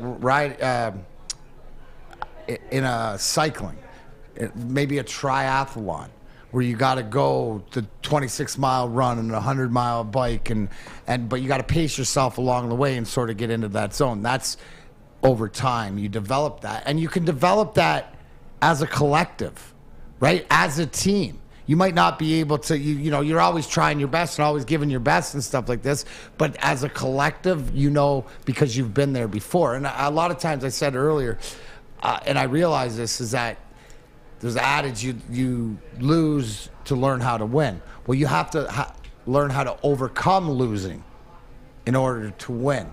And you have it in the tank. Now, the difference when you haven't got there is you got to keep pressing, and you think this is the way. You think this is what you have to do together, but you're not really sure until you get there.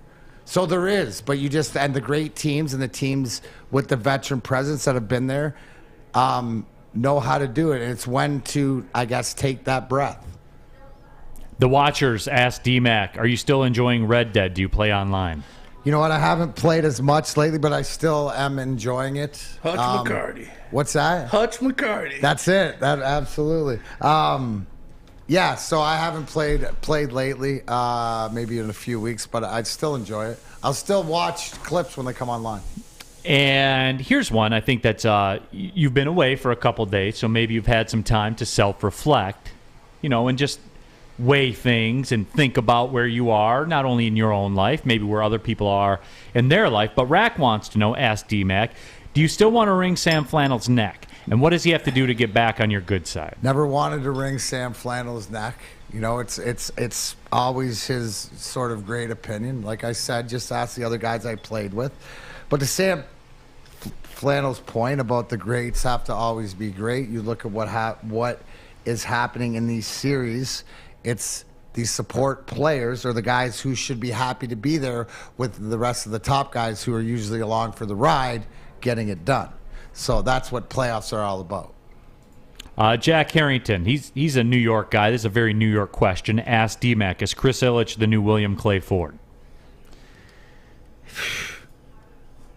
When it comes to the Tigers, it's showing more like that aloofness, to not care what's going on, and it's becoming more of, at the end of the day, is it about the dollar sign? So he still needs a few years. You can't put that moniker on him right now, but it's leaning towards that way. Is that fair to say? It's trending that way. It's trending that way. It seems to be trending that way. I think that's fair to say.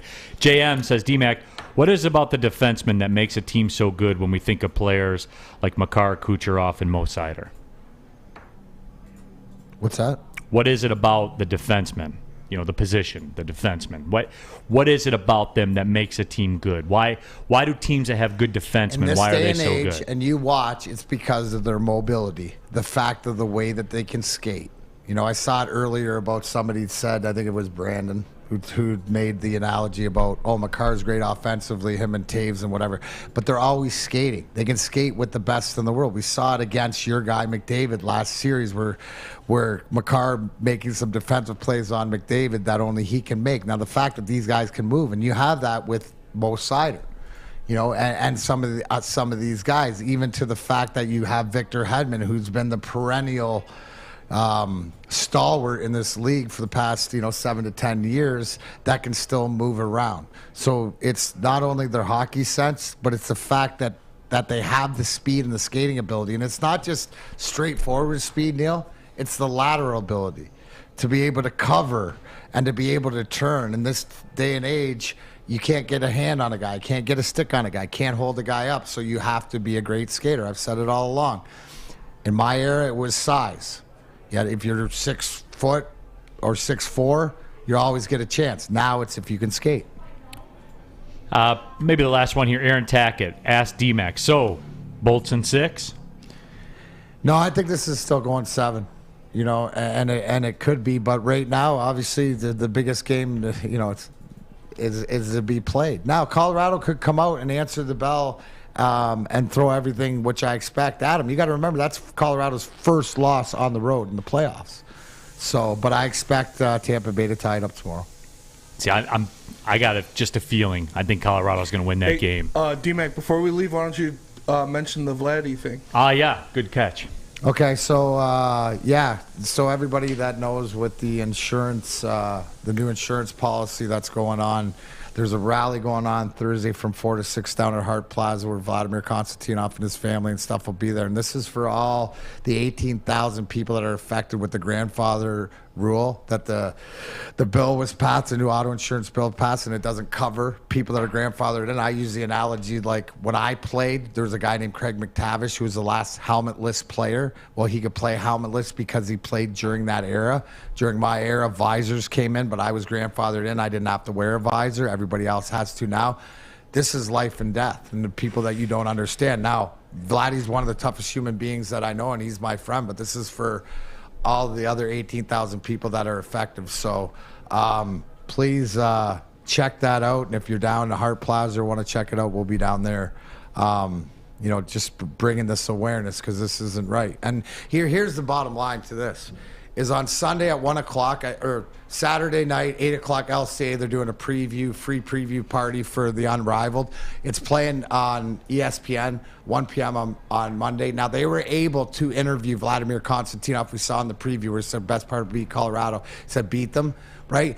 Is because 25 years later to the accident, he's getting the care he needs to be able to communicate and do all these things. We can't take that away from him. So if you're going to watch him, and we all had the feels when we saw him on there. Well, think about Vladdy and the other 18,000 people that need this care that they're going to try to take away from him. And I believe, just like anything else, people make decisions because they don't know. So facilitate the option, and if you care, or you know somebody, or you care, or whatever else, then show your support. We'll be down at Hart Plaza on Thursday, 4 o'clock. It's really weird. I never got a letter from an insurance company saying, hey, that payment that's due, don't worry about it. Go ahead and skip that one. Take that one away. Never really got that. That's really weird how that works. Hey, guys, for DMAC, for Sam Flannel, for Spencer Raxter, my name is Neal Ruhl. Just remember, as Joseph Austin says, it's not the heat, it's the humidity. Well, see you later.